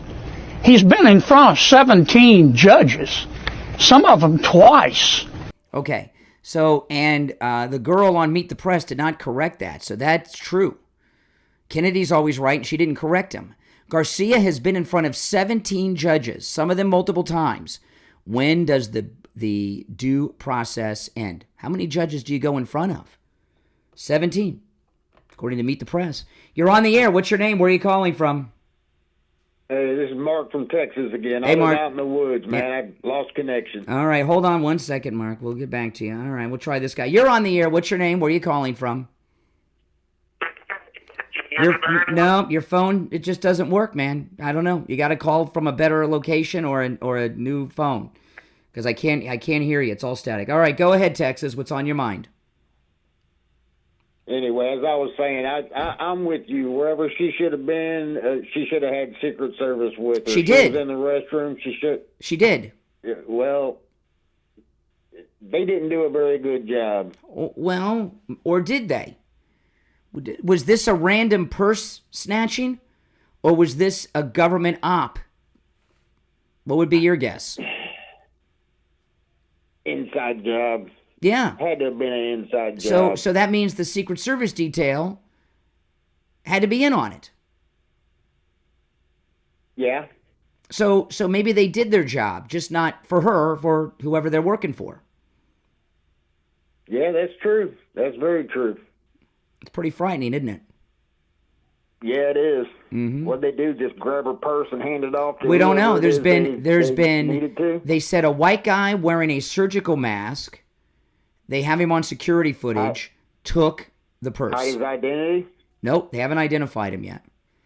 And appreciate the call from Texas. Not only that, this is a big old purse. It's a bag. It's a big old purse. You're on the air. What's your name? Where are you calling from?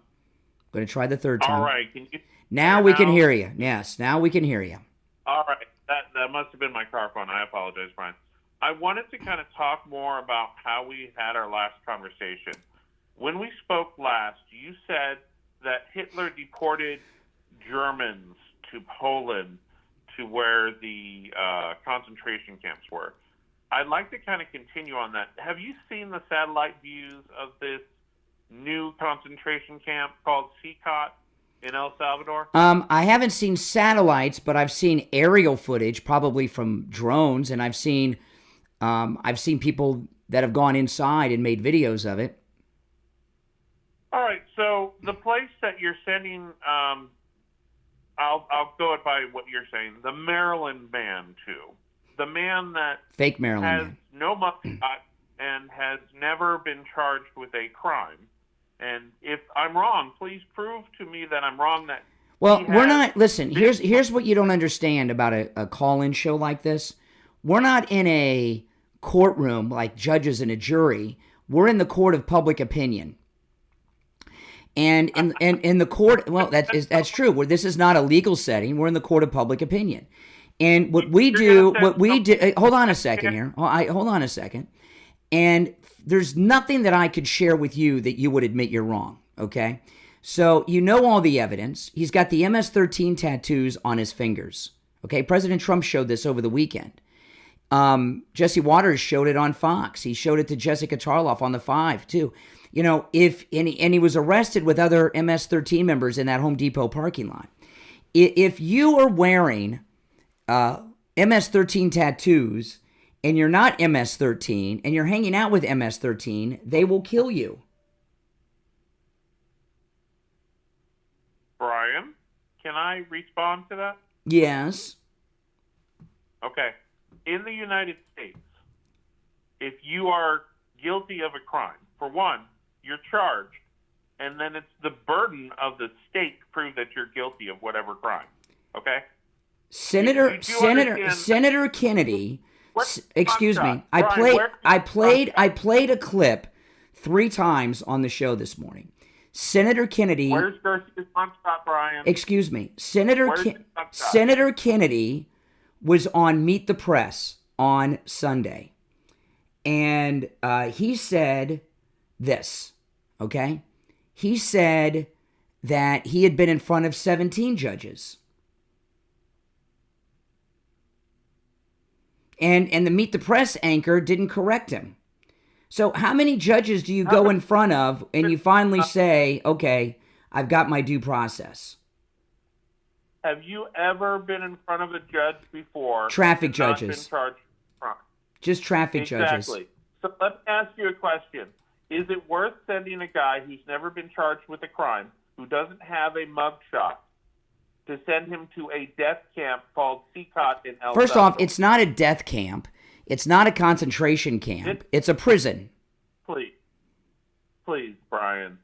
Go look at the satellite images of the Seagull in El Salvador. And I've seen video of multiple people inside the facility giving tours. It's not a fun prison, but it's a prison. Trump is doing exactly what Hitler did in World War II. Really, he's killing Jews, rounding up and killing Jews, invading countries that without provocation. He's rounding up and killing anybody Who's he killed? He doesn't like. Who's he killed? Who's he killed? Agree with him. Who is President Trump killed? You said I he's don't killing. know who's dead yet. You said he's killing people he doesn't like. You just said that he's killing people. Hold on. You just said he's killing people. You said. Let me finish. You said he's killing people he doesn't like. Who's he killed? He has sent over 200 people to El Salvador so far. Are they dead? They're not dead. Wait, you don't know that. How do you know if they're not dead or not? If they were dead, it would be widely reported. We can assume they're not. Yeah, all right, I appreciate the call. I mean, my goodness. You know, I've had a lot of frustration, and you may have heard this in the last couple of shows, talking to these talking point people on Garcia. They say, due process. Now we find out he's been in front of 17 judges. How much due process do you get? And by the way, that's on his deportation. So on one crime, he's been in front of 17 judges. How much due process do you get? And they say, and they don't accept it.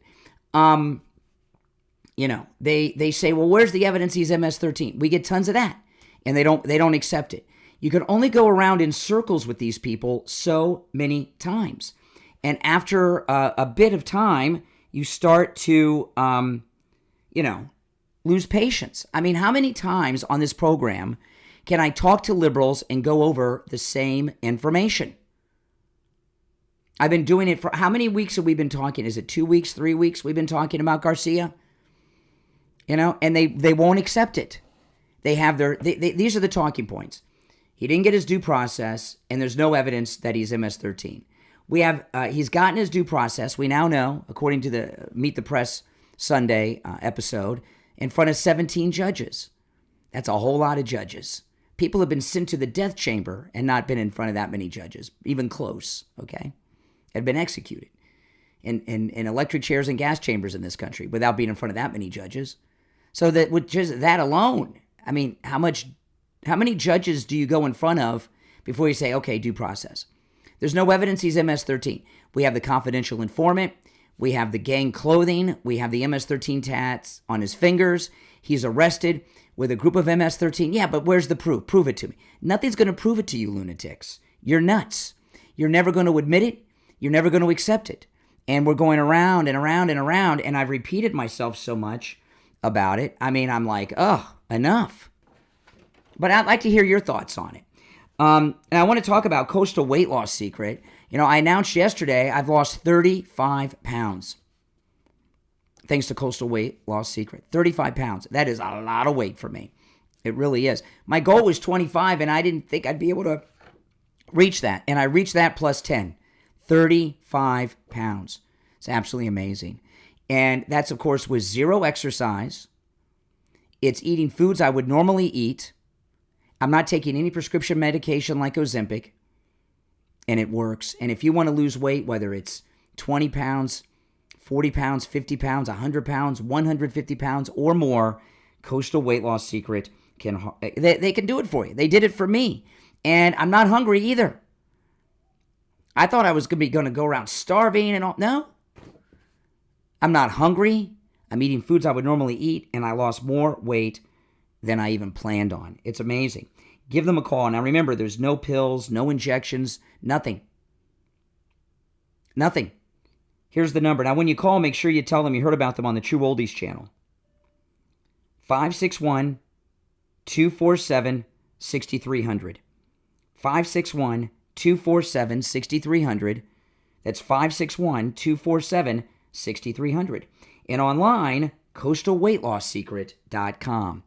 We'll be right back.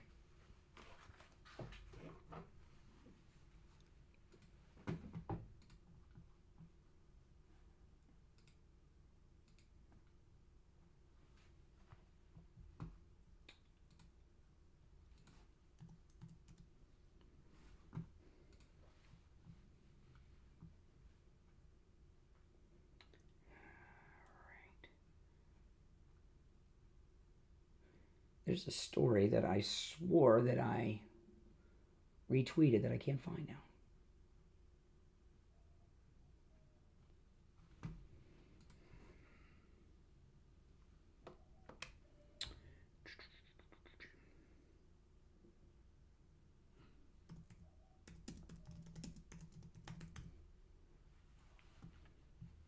Screen a timeline, because there seems to be, in the media especially, a narrative that is completely and totally and utterly false regarding, quote, Mr. Garcia, and not one but two courts actually said he was an MS-13 gang member and identified him as such. Can you please explain what you know about him?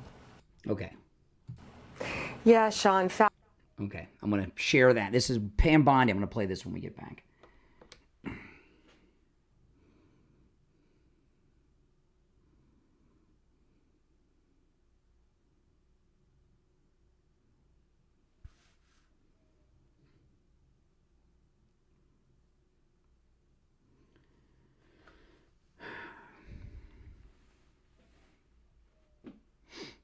If you're on hold, hang in there. And if you're new to the program, make sure you subscribe, guys.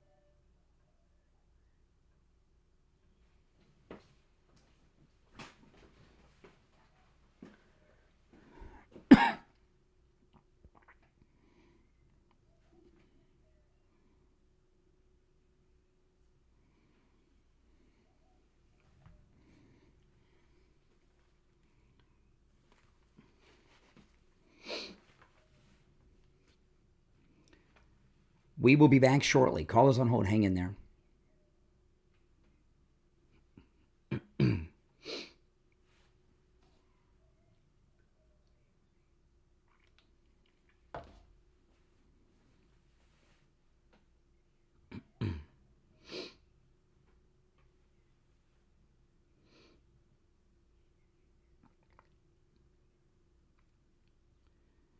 Welcome back, everyone. Call us on hold. Stand by. I'm Brian. It's the Steve Kane Show.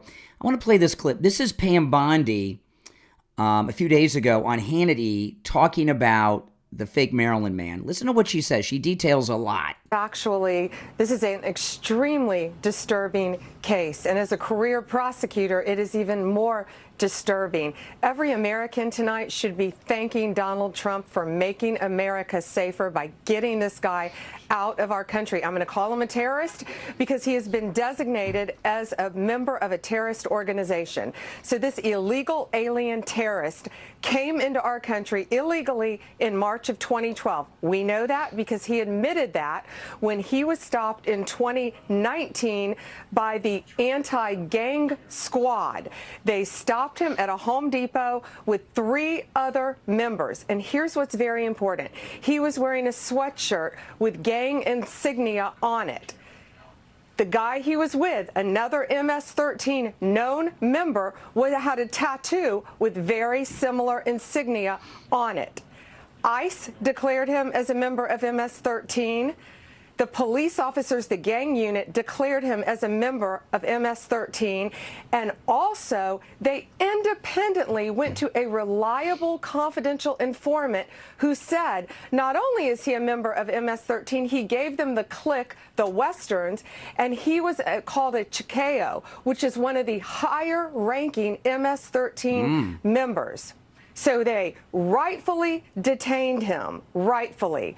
An immigration judge agreed. An appellate immigration judge agreed. Now here's where it gets even more frightening. In 2021, his girlfriend previously, his wife at the time, who he had married in jail after he'd gotten numerous tickets, didn't show up for court. He marries her in jail. She has a baby with him.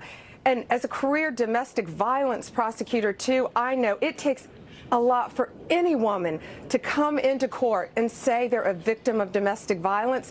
This woman came into court twice getting a restraining order against him, saying it's horrific. He had beaten her. He had punched her in the eye. He had ripped her clothes off. What causes a young mother to do this? Her child was with her. She talked about her child in the petition for an injunction for safety. Ultimately, she didn't show up for court. That's your typical domestic violence victim. But this victim was even braver because she was married to one of the top MS-13 members who is illegally in our country and a terrorist. So now... Okay, so there we have it. That's Garcia, according to the Attorney General of the United States, Pam Bondi. You're on the air. What's your name? Where are you calling from? You're on the air. What's your name? Where are you calling from? All right. My name is Scott. I'm calling from Kansas City. I called yesterday, but I'm chomping at the bit over things I'm hearing here right now. Couple of points, and I'll get off. First of all, on the Secret Service, years ago, I heard on Larry King an interview with one of the Secret Service guys who looked after Pat Nixon, and he would accompany her when she went to her favorite beautician. He would look at his magazine. He would look up and surveil the room. He'd look at his magazine, look up and surveil the room. That's what he did. How can this woman have all that Secret Service around her without surveilling the environment? That's insane. And if I'm a purse snatcher or any kind of a thief, I would rather rob the liquor store down the street from Fort Knox than rob Fort Knox. Well, that because I believe this was a deep state op and the Secret Service was a party to it. I think they wanted her cell phone. That's insane. That's worse than when Caligula was murdered by his own Praetorian so what? guard. I mean, what do you think That's is good. What do you think likely happened? I hate to think this was a setup with an operative that went in and slicked her purse. but that's what it's looking like. Yeah. Oh my God. Yeah. It's crazy. And on another point, real quick, you do not ever see a Hex Angels patch on any kind of anything other than a Hex Angel or a 1%er patch. 1%er is any outlaw gang bike member. You don't wear them. They'll kill you. If you're caught with They'll kill you. You're in trouble. You're dead. Yeah. And that goes for any street gang with ink. Especially when he's hanging out with the gang members in parking lots at Home Depot. And now we find out from Pam Bondi, he's not just a soldier, he's a higher ranking MS-13.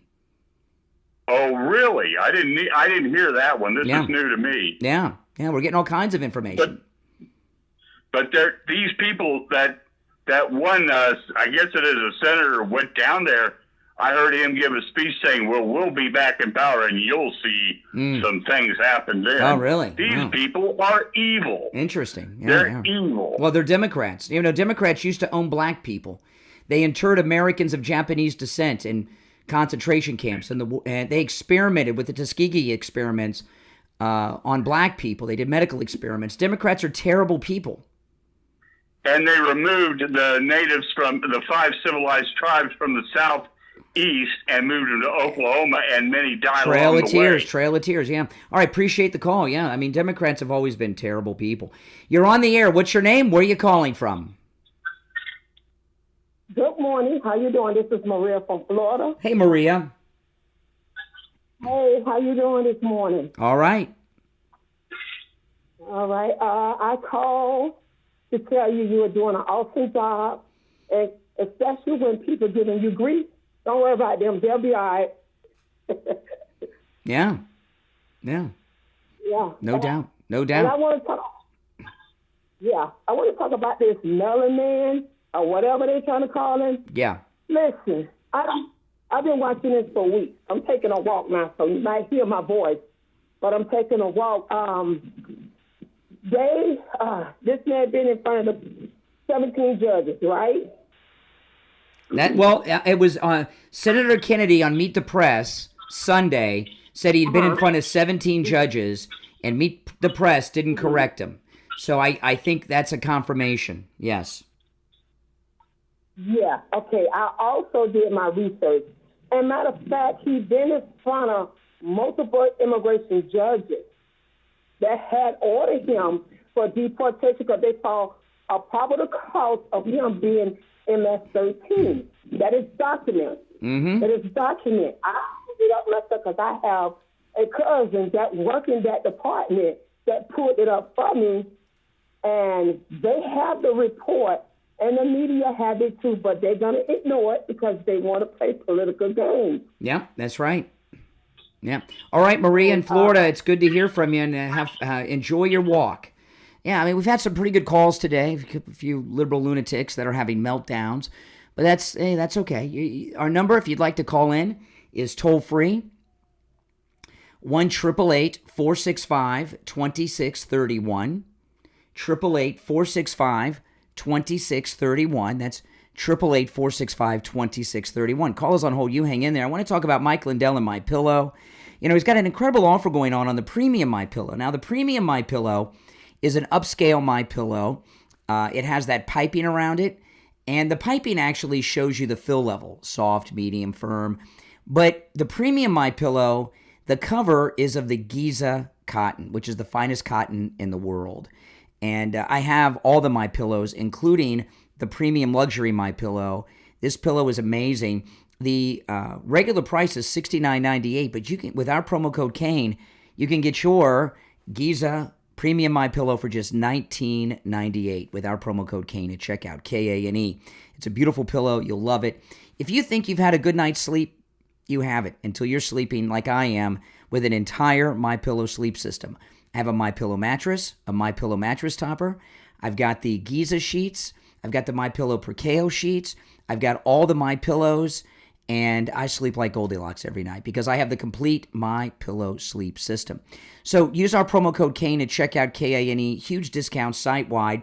And also, for a limited time, on orders of $100 or more, you're going to get $100 in free gifts from Mike Lindell at MyPillow.com with our promo code Kane at checkout. And there's all kinds of great specials going on, including the offer to get the 3-pack introductory energy drink. Mike Lindell has a new line of energy drinks. I've had these. They are delicious.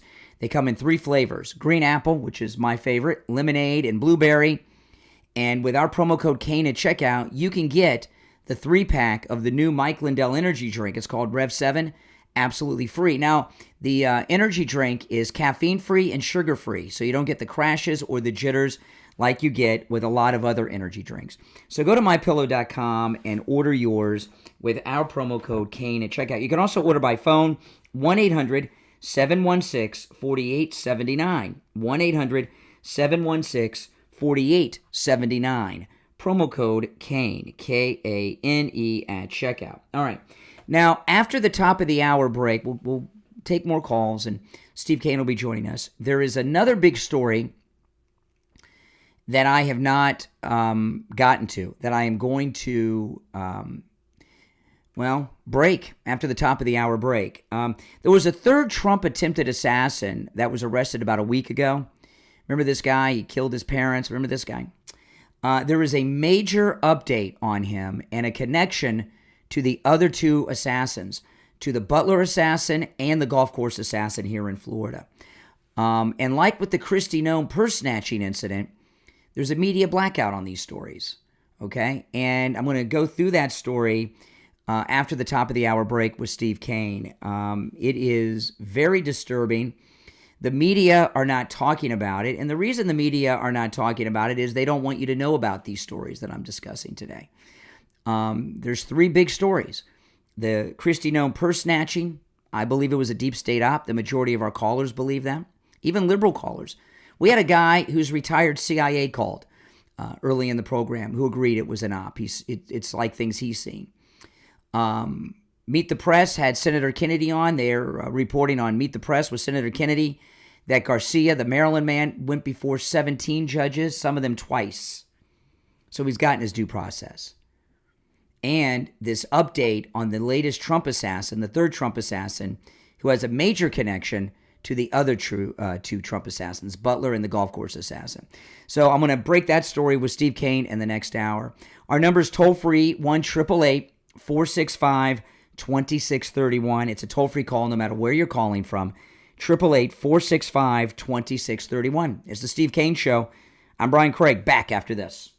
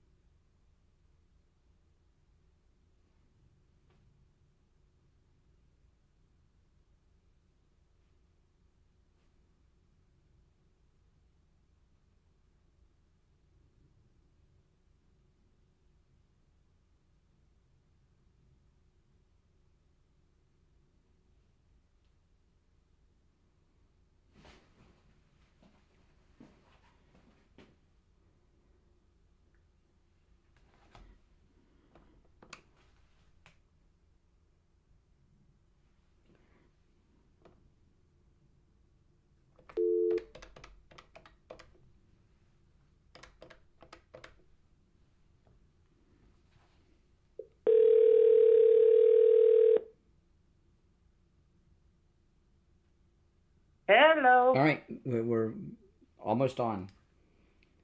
Hello. Okay, you there? Hold on. I'm here. All right, we got 30 seconds. Stand by. All right, let's go. Stand by. 20 seconds. Steve, answer. Are you there, Steve? Yes, I'm here. All right, hang in there.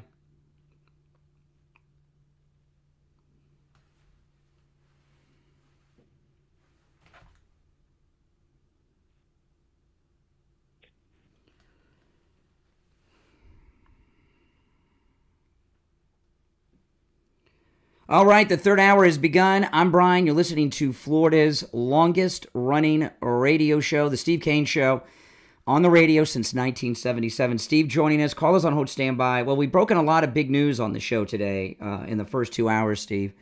And there's one more big story that I've not gotten to yet. But do you want to take some calls first? What do you want? No, why don't you get to your story? The big story? Okay. We'll see what... Nothing like being surprised. Well, first thing in the morning. Let me recap the first two, and then I'll give you to the new one that I have not broken yet.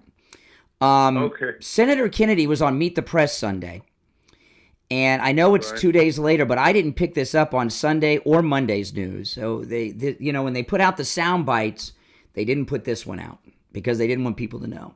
Senator Kennedy was on Meet the Press and drops a major update on this Kilmar Garcia, the Maryland man. Now, one of the big talking points is that he didn't get his due process. What Senator Kennedy broke on Meet the Press, and the anchor on Meet the Press did not correct him, which is a confirmation that she knew the story to be true. Garcia went in front of 17 judges, Steve. 17, some of them twice. So, people have been sent to the death chamber with fewer judges than that. 17 judges, some of them multiple times. I think he had his due process. Pam Bondi was on Hannity and broke that he's a high-ranking MS-13 person. High-ranking, not just a soldier. So those are two big stories. The other one that we spent most of the time is this purse snatching of Kristi Noem. And for those that are just tuning in, on Easter Sunday, Kristi Noem, who has a very large Secret Service detail, was at a restaurant in D.C. for Easter dinner with her family. Her purse was stolen. And this was a big old purse. I've seen pictures of her with it. It's a huge bag, huge. It's like a shopping bag. Yeah, pretty much, except it probably costs $5,000, and at least. And they've reported, this story broke about 11:45 a.m. yesterday. There have been zero updates in the media since then. Any story you see is a reprint of the original CNN story from 11:45. So the media... Who do you think is covering it up? The media are covering... I think it was a deep state op. I think that the deep state, and they had the Secret Service obviously cooperating with them, were trying to get a hold of her cell phone. There's been some... the early story told us that inside the purse was $3,000. She was going to give it as gifts to her kids and grandkids for Easter. The keys to wherever she's living in D.C., her driver's license, her passport, and her security badge for the Department of Homeland Security. But there's been no questions or follow-ups or any details asked by the media. They have been, for about a year, floating a story that was even in the news over the weekend, even though there's no evidence of it, that Kristi Noem, who's a married woman, has been having an extramarital affair with Corey Lewandowski, who does work for her. And I think it was a deep state op to get a hold of her cell phone, thinking that they might find some embarrassing text messages or emails.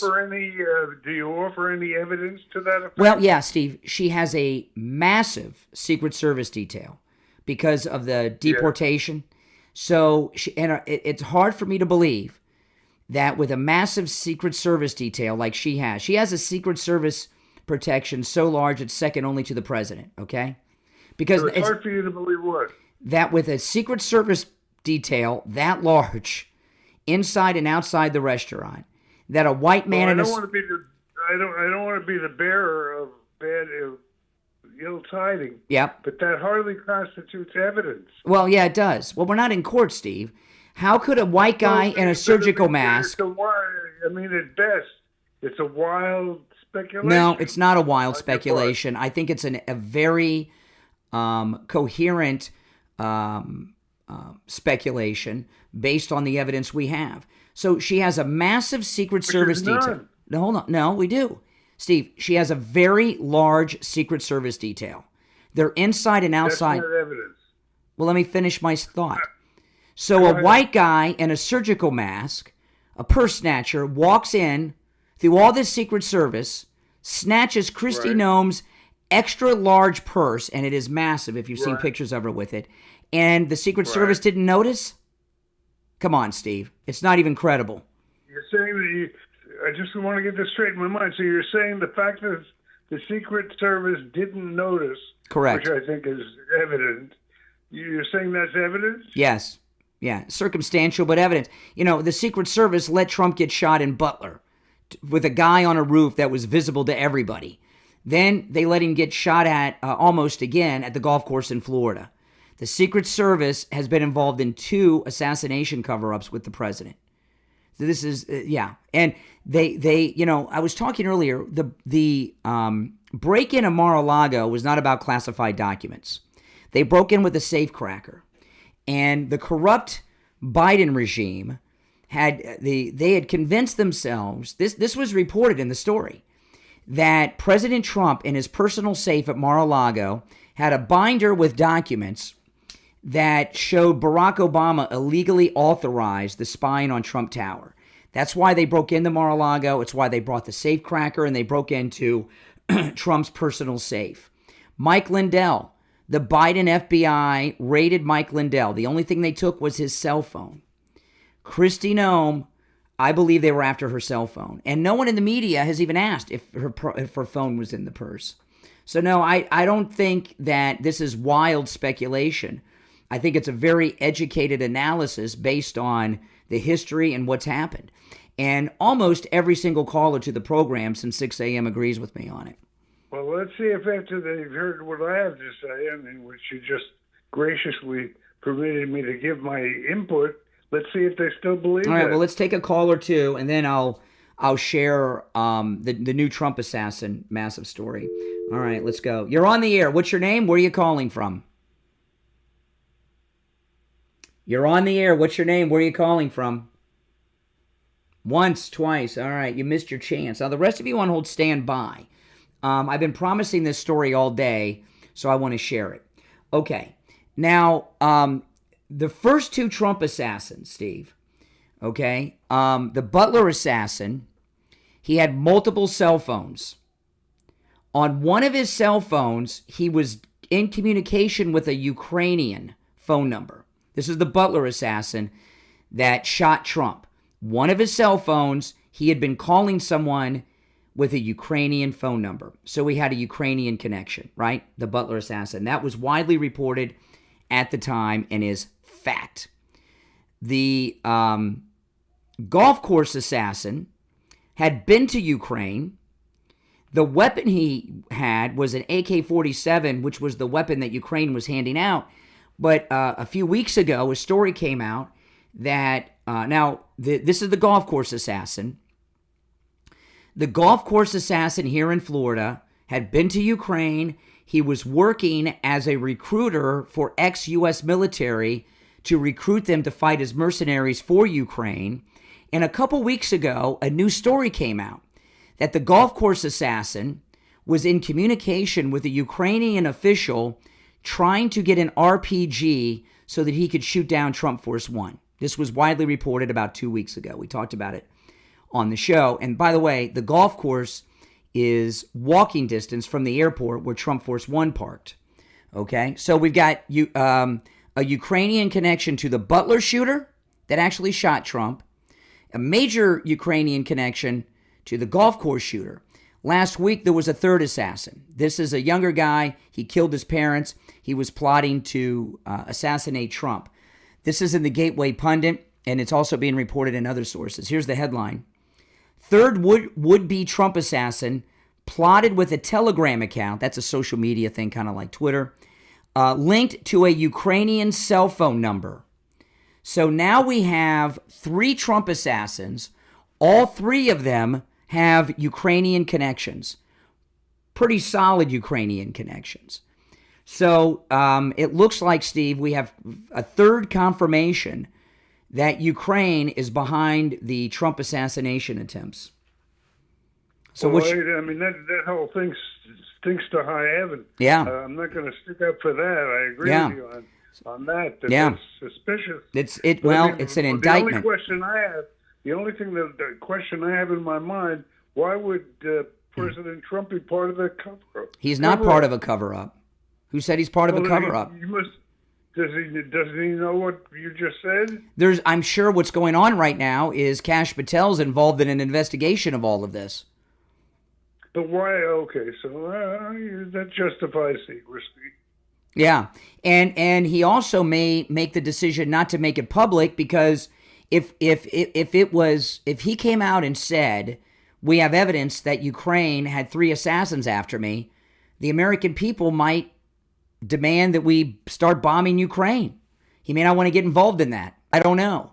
But all 3 Trump assassins. Well, it looks like Trump is about to step away from. He's setting the table. It appears to step away from Ukraine at this point. Well, yeah, they're trying to kill him. Why should he be helping them? And these stories. I'm not attacking it. I'm just saying it looks like that's evidence in support of your theory. And these stories that have come out are stories that have leaked from the investigators. So maybe President Trump and Kash Patel are allowing this information to be leaked. We've got 3 Trump assassins, and we have 3 solid Ukrainian connections, right? And a connection to each assassin. As Hamlet once said, something's rotten in the state of Denmark. Yeah, and all of these stories, the media are not covering. This purse snatching story, there's something stinks with that.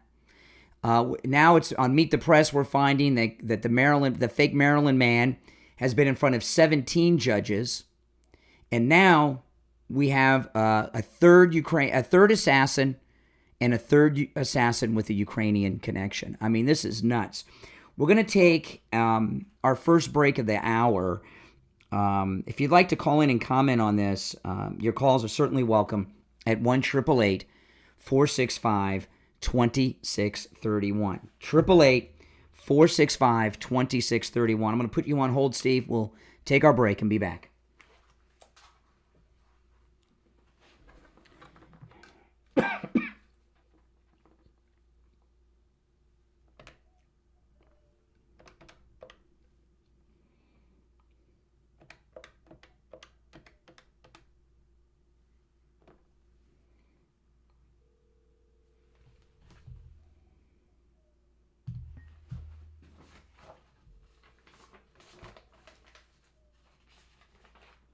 Hey, it's Brian. Hold on, Barry.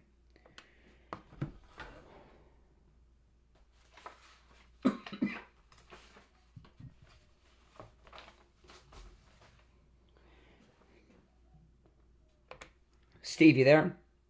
I'm here. All right, I'm going to conference Barry. Hold on. All right, Barry, we're not back yet, but hang in there. We'll be back shortly. Okay. Brian, you there? Yeah. If we have a second, we can't. Everybody can hear you on YouTube, so I'll have to call you after. You want me to? Okay. You want me to call you after the show? Sure. Okay.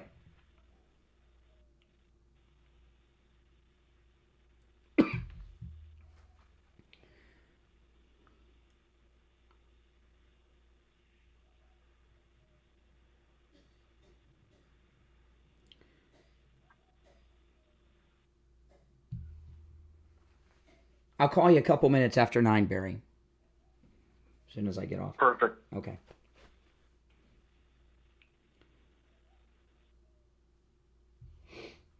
Ten seconds.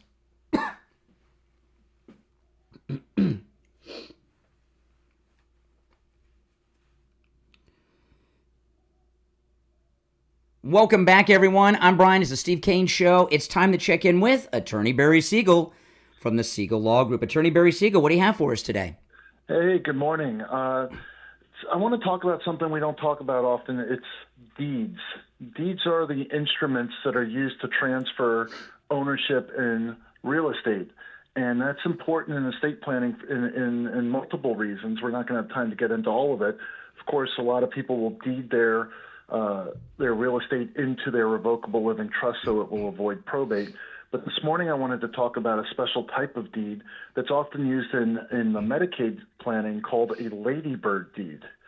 And a ladybird deed is it's a life estate deed. It's an enhanced life estate deed, which essentially puts a beneficiary on your property. And so it will avoid probate, but at the same time, if the person who's on it qualifies for Medicaid, it will help make sure that Medicaid won't be able to come back and claw back and try to recover any monies that they have spent on that person's care. They won't be able to go after and put a lien on that property. So a ladybird deed is an important tool that's used, especially when we're dealing with Medicaid planning cases. And so that's what it is. And of course, it was named after Lady Bird Johnson, First Lady. You know, I'm glad you brought that up because I've been trying to get my mother to get one of these for the last couple of years, and she hasn't. You know, she's one of those. It doesn't do it. So this is a new aspect, though, of the Ladybird deed that I've never heard before. I didn't realize it played such an important role with the Medicaid planning. Oh yeah, I mean that's when it's generally done is if somebody's doing Medicaid planning, because we want to make sure not only do we help protect the person's assets during their lifetime, so they don't have to spend down their assets and go broke, but even after they pass, because if Medicaid collects it after they pass, then really what good was it?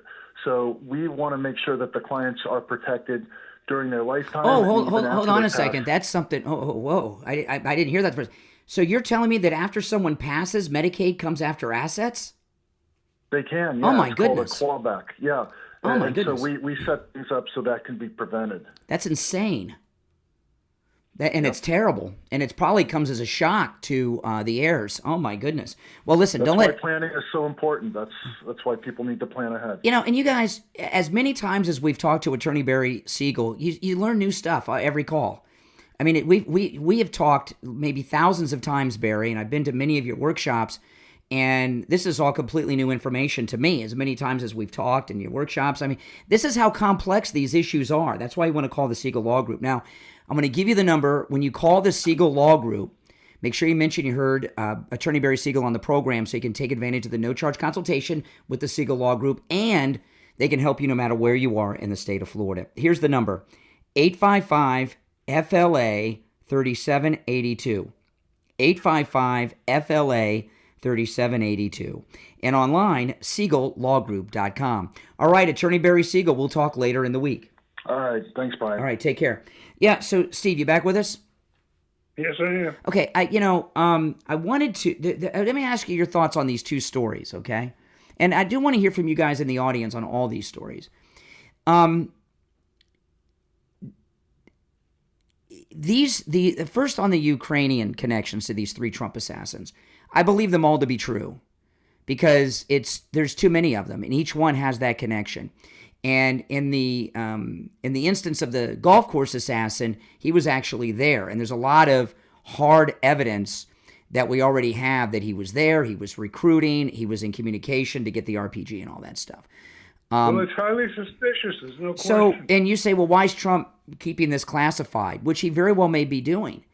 If Trump let it be known that Ukraine was behind 3 assassination attempts against him, what would the American people expect of him?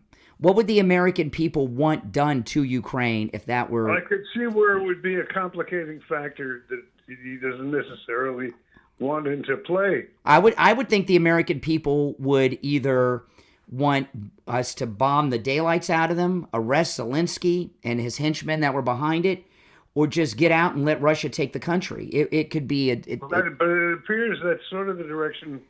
It appears to me that's sort of the direction he's taking. So if Trump, doesn't he seem to be tiptoeing out? These he's things blaming it on Russia. These things are leaking out. These Ukrainian assassin connections are leaking out. I don't know how, they get reported in credible news sources.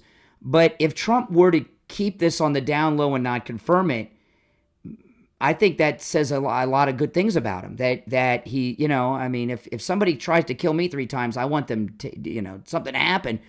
But he doesn't want to escalate things in that region. I think it says a lot about him that I think it's a good thing if he were to keep this secret. If he made that decision, I mean, I'm going to go along with whatever Trump does because Trump always knows what's best. But if he made a decision to keep this secret and not confirm it, don't you think that, I mean, I think that says a lot about him. That's a good thing. And I agree. Yeah. And it's got awful and terrible, and shame on Ukraine. These are terrible people in Ukraine. They really are. Now, the other story with the Kristi Noem purse snatching story, when this story broke yesterday and everything, the reason that I led with it today is because there's been a complete media blackout on the story. I do believe it was a deep state op and an attempt to get her cell phone to find something incriminating, because they believe you need something. You need some piece of evidence. I have evidence, Steve. Here's my evidence. Your theory is not evidence. My theory is based on It's a theory. My theory is based on things.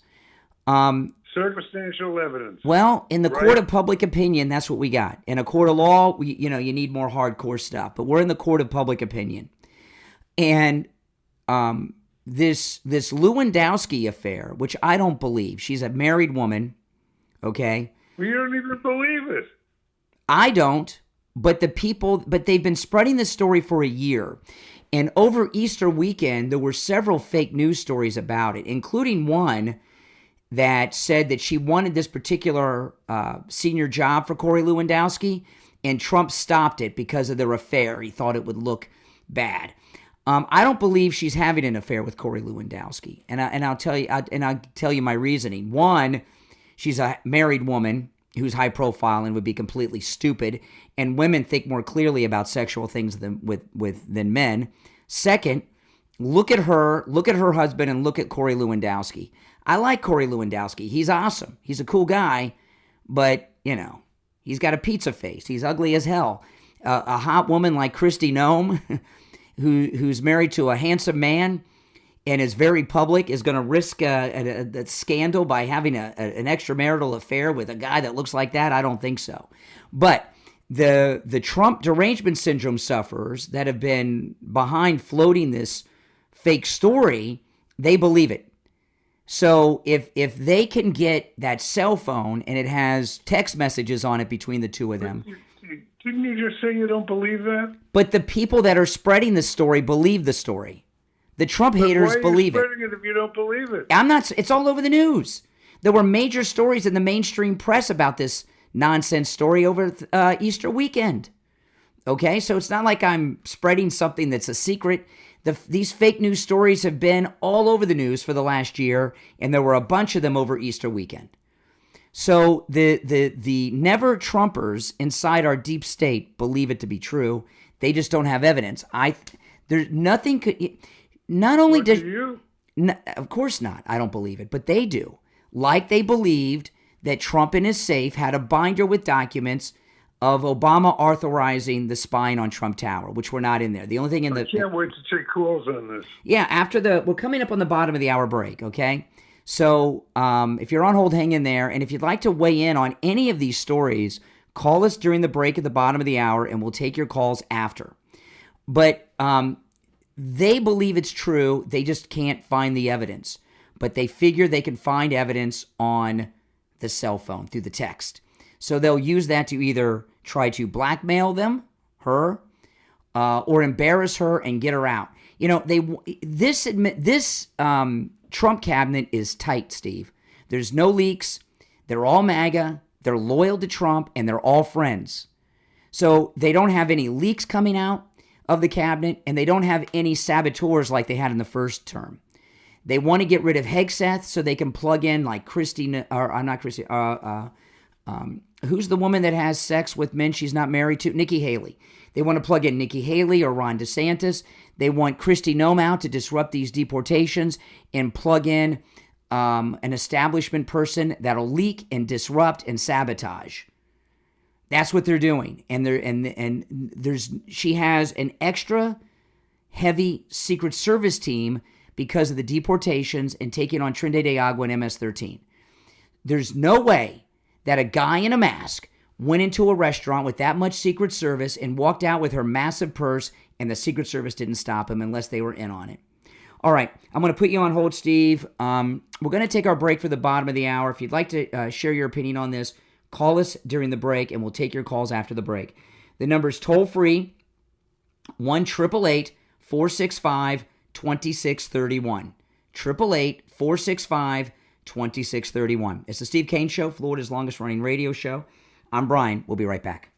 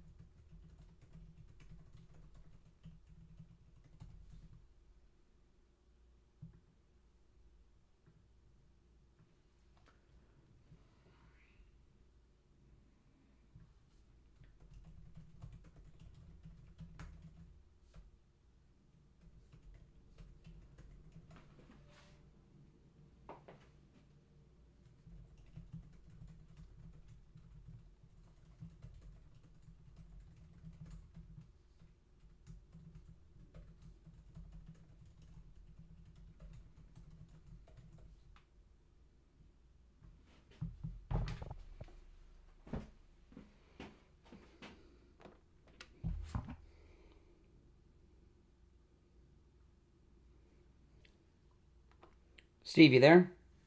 Yes, I am. All right, hang in there. Oh, my goodness.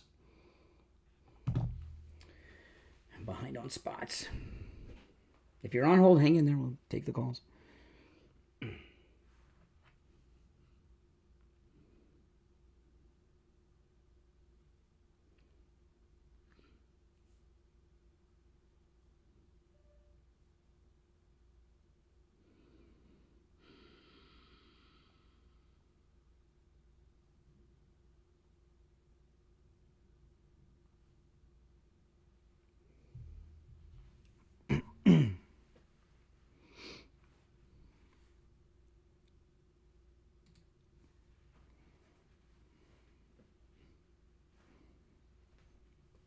All right, 30 seconds.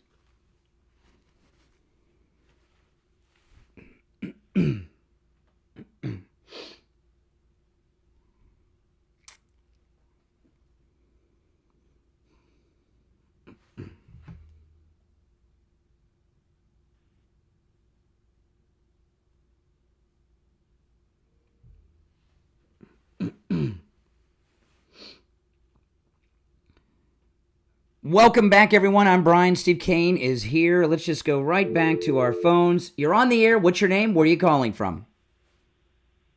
Hey, Brian, Never Trumper Steve in beautiful Palm City. Mm-hmm. I hate to blow up your conspiracy theory on the Noem theft, but you love conspiracy theories, so that's your shtick.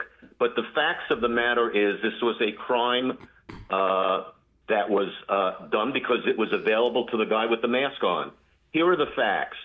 The Secret Service was at the bar. Nothing wrong so far with that. The bar was in between her table and the front door. So far, so good, unless they were getting drunk, which would be a bad thing. And she had her purse on the floor next to her feet. So for the ladies out there, it's a teachable moment. When you go out to dinner, take a purse that has a strap around it, and put your foot. First of all, excuse me. First off, in the middle. What you take $3,000 in cash with you? What you just said, Never Trumper Steve, has not been confirmed, And how many Secret Servicemen do you think she had? It has been confirmed by report. Certainly, what you're saying hasn't been confirmed. Yeah, sure it has. What I've been sharing is from Fox and CNN, the New York Post. Well, in fact, if you did your show prep completely, CBS News said her cell phone was not even in the purse. No, we don't know. No, first, no, we don't know that. The department. Excuse me. No. The Department of Homeland Security spokesperson has not confirmed any of that information. What you're hearing about what you just said from CBS News, which I've not seen, that has not been released by Kristi Noem, the Secret Service, or Homeland Security spokesperson. No, that is speculation. You can read all the sources. Google it. You know, your audience could Google the same thing I Google, the same thing you could Google. But no, excuse me, what you not just said. Not a single source has said her cell phone was in the purse. No, I did not. I agree with you. No, I did not make it up. If I agree with you that it has not been confirmed, what you said hasn't been confirmed. What I told you was I didn't say, Steve, I didn't say they took her cell phone. I haven't said that they took her cell phone once. I believe it was a deep state. You start a conspiracy. I believe it was a deep state op attempting to get her cell phone. And so far as this Secret Service at the bar, that is such a BS story. She's got Secret Service throughout the restaurant, inside and out. And the bar story, I love how these talking points get created out of garbage. When was the last? Excuse me. Think, Steve. Steve, slow down. There was excuse me. Everything you say is a talking point. Stop talking. Listen, I want you to answer this. The Secret Service at the bar BS. She has a very large detail, not a couple of people at a bar.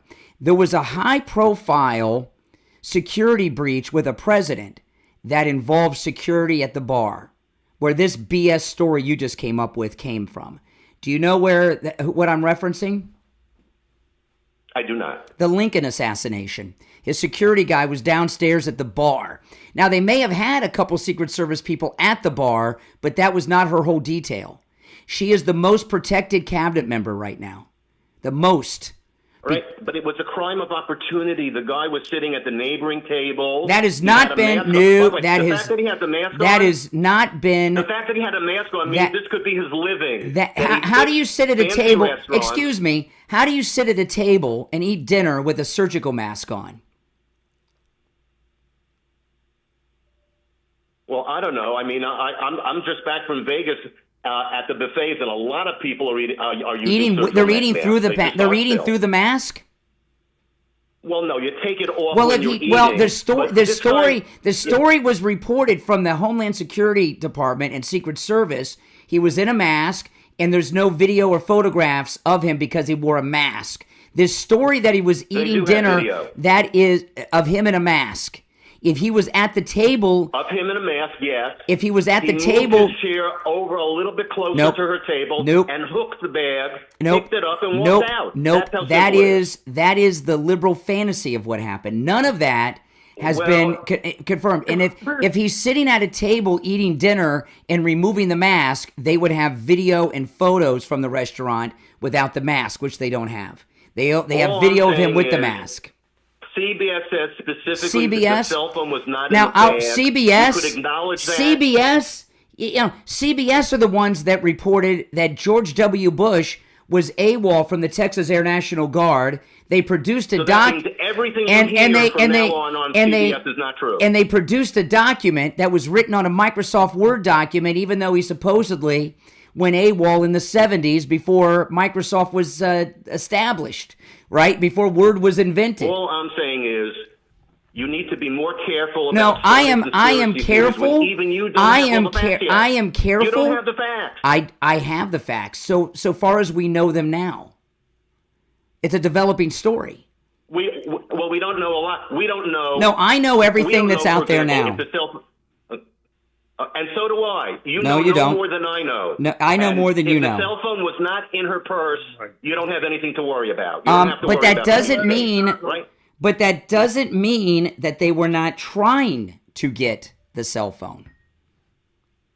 It just means if what you're saying is the guy true. was sitting at the neighboring table. Well, anyway, what kind? Hold on. One last question. One last question. Okay. So if he's sitting, I don't believe any of this. So you've got a guy sitting at the table next to Kristi Noem. That means he knows that it's Kristi Noem. She's one of the most. He knows there's a person on the floor. Hold on. No. Hold on. Let me finish and then answer. This isn't Jeopardy. You don't have to buzz in to beat the other Never Trumper contestant. Okay? So if he's sitting at the table next to Kristi Noem, he knows that's Kristi Noem for a couple of reasons. One, she's one of the most famous women in America, and she's recognizable, and she has a Secret Service detail all over the restaurant and outside.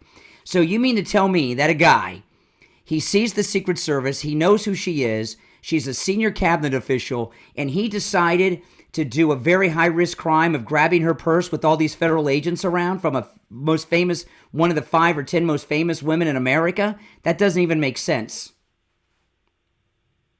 He sees, when you say he sees the Secret Service, they're in plain clothes. Okay. They dress like everybody else. The fact that he's wearing a mask says he does this for a living. You're at Never Trumper Steve. All right. Thank. So now Steve, Never Trumper Steve, on his last call, he was defending that wife beater, Garcia, the illegal. Now he's defending a purse snatcher. It seems it's he's see what being a Never Trumper does to you. And this exactly. Now I'm pulling up. Okay, this I am pulling up the story. Now they say CBS that the phone was not in her purse. That doesn't mean they weren't trying to get her phone. And by the way, we don't run in circles. No, we're not. This is the biggest story of the day, Steve. The biggest story of the day. And we are ahead of the game on it. Well, I'd like to hear your thoughts on that. If you've ever been around someone who is a couple weeks ago, I was after the show, I left the radio station and I was driving down I-95, and one of the Trump cabinet members was driving down I-95, and I was going south, they were going north, and I could tell because of the massive Secret Service detail around them. They had the SUVs, they had the police, and when someone like Kristi Noem goes into a restaurant, it's not just Secret Service, there's also a police escort. So some guy, hold on, Steve, I'm going to answer these 50 calls coming. I'm going to put you on hold while I do it. This idea, you back with us, Steve? Yes. Okay. This idea that look at that purse in front of police and Secret Service did this is insane. All right, let's take some of these calls. You're on the air. What's your name? Where are you calling from? My name's Matthew, and I'm calling from Florida. Matthew in Florida. What's up?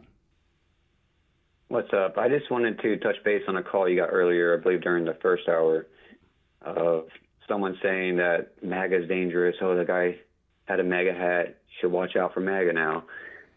All that nonsense. And he wasn't MAGA to begin with. But, I could list 100 different things that the left has done to the right. One leftist ran over an elderly man who was putting up a Trump sign, and he took his life just for putting up a Trump sign. And then there was I could name a bunch of other stuff, like the one that went into the Christian school and unfortunately took lives there. Yeah, that's true. For being Christian. Yeah, that's true. That's true. The shooter at Florida State University, you know how I know he's not MAGA? For a fact? How's that? The story's disappeared from the media. If that monster was a Trump supporter, the story would be everywhere and they'd be following it like nobody's business. But they've dropped the story from the media, if you've noticed. If that exactly. Florida State University murderer, he killed 2 people. 2 people. One of them was just visiting. He was a executive with the company that does the meals in the cafeteria. If that guy was a Trump supporter, the media would be camped out at Florida State University. They'd be covering the story and we'd know everything about him. But the very fact that they've dropped the story so quickly on a school shooting tells me he's not MAGA. They got information that he's one of them. That's just the common sense thing. These are the kind of thing. When you follow the news like Steve and I do, you get to read things. Now, I did, while you were speaking, I read the Never Trumper Steve story from CBS News.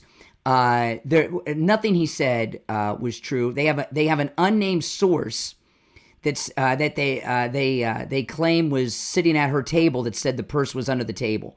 Who in Kristi Noem's family is talking to CBS News? I don't buy that. I think they made up the source. Right. Okay. And they told them the cell phone was not in the purse. Maybe it was, maybe it wasn't. It doesn't mean they weren't trying to get the cell phone. And there was nothing in the CBS News story about this guy dining next to her who just took an opportunity. I don't know where he got that from. It's not in the story. Hey, listen, guy, thanks for the call. I got to tell you, since 6 a.m., we've had some great calls. And Steve, in the first hour, I got a call from a guy who's retired CIA who told me this is just like an op that they ran when he was in the CIA. Okay, so, all right, Steve, we're coming up on the gold report, so I'm going to put you on hold. And those of you on the line, hang in there. I want to talk to you all about Dr. Philip Appleton and his laser wave pain treatment. I was talking last week, one of our cruisers, Gary, had arthritis in his neck. Notice I said had. Dr. Appleton and his laser wave pain treatment rid him of his arthritis pain. Dr. Appleton's laser treatment works. It's rid me of pain 7 times from arthritis, just injuries, pains and aches from growing older, and I am living 100% pain-free. Dr. Appleton performs all the laser treatments himself. There's no injections, no drugs, no surgery, no downtime, and no appointment necessary, even on Saturdays. Give Dr. Appleton a call and say bye-bye to your pain, like Gary did with his pain in his arthritis in his neck, and I've done 7 times, and many of our listeners. 954-973-0710. 954-973-0710. And online, AppletonCairo.com. We'll be right back.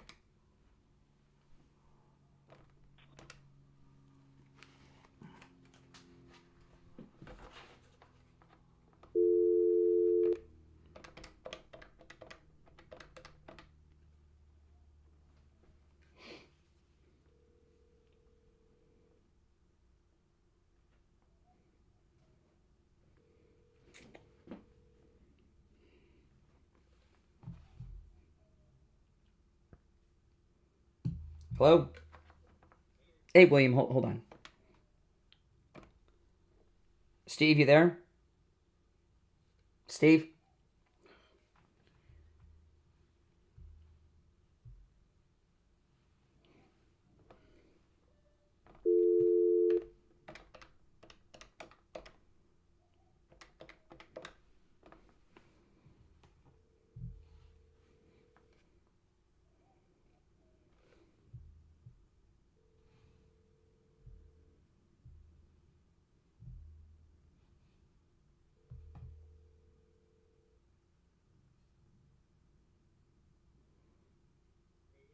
Okay, hold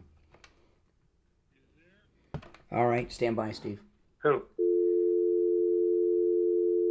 Okay, stand by. Are you on there? Yep, stand by. All right, we are back, and it's time to check in with William Youngerman from the offices of William Youngerman Incorporated with our Tuesday morning gold and precious metals report. William Youngerman, how the metals looking today? Metals continue to look strong on their march to $4,000. Our gold yesterday gained $96.40, closing in a new record high of $3,423.40 the ounce. Silver was up 9 cents at $32.63. Platinum closed down $3 at $9.63, and palladium was down $28 at $9.16. So gold continues to lead the march. And overnight, we saw gold get right up to $3,500 an ounce. $34.13 on the low, $34.99.70 on the high for gold last night. Right now, we're at $3,445, Brian. That's up $21.60 right now. Silver up 22 cents at $32.85. Platinum down $3 at $9.60.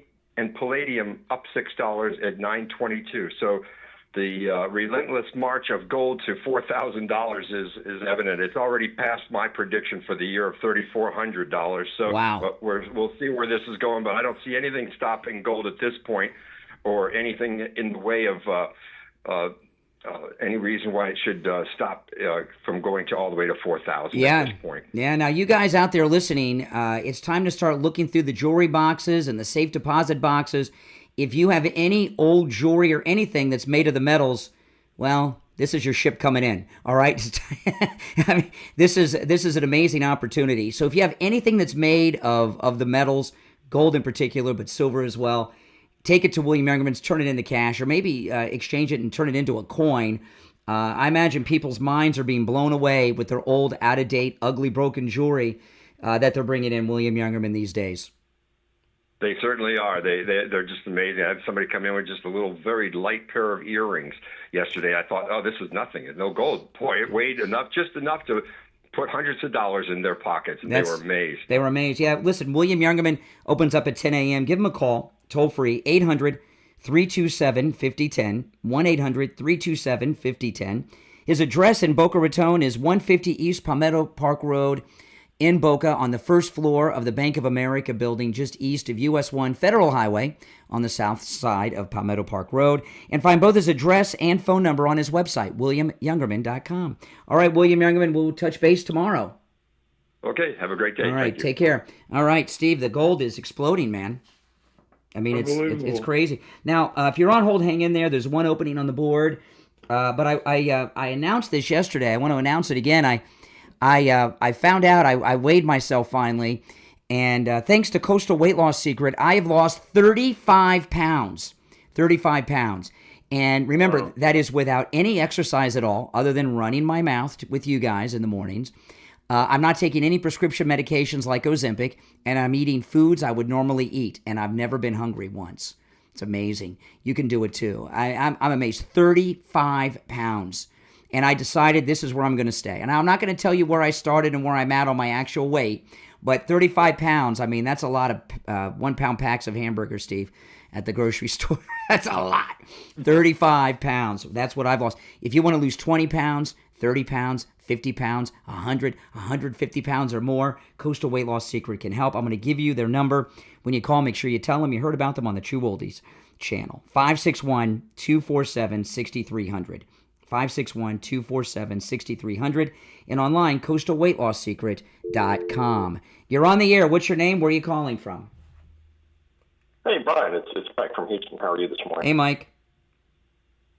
Hey, yeah, so, the more I think about it, I think you might be onto something regarding Kristi Noem's purse. Yeah. I think it's entirely possible that someone is or was interested in obtaining her cell phone, and stealing her purse from a crowded restaurant while she's sitting there is probably the most inconspicuous. If it's a crowded restaurant and she's sitting down at a table and the purse is next, it's probably the most inconspicuous way to do that. I mean, there aren't too many other options, like, snatching the purse off. And by the way, I want to be very clear. I went through the CBS story that Never Trumper Steve talked about.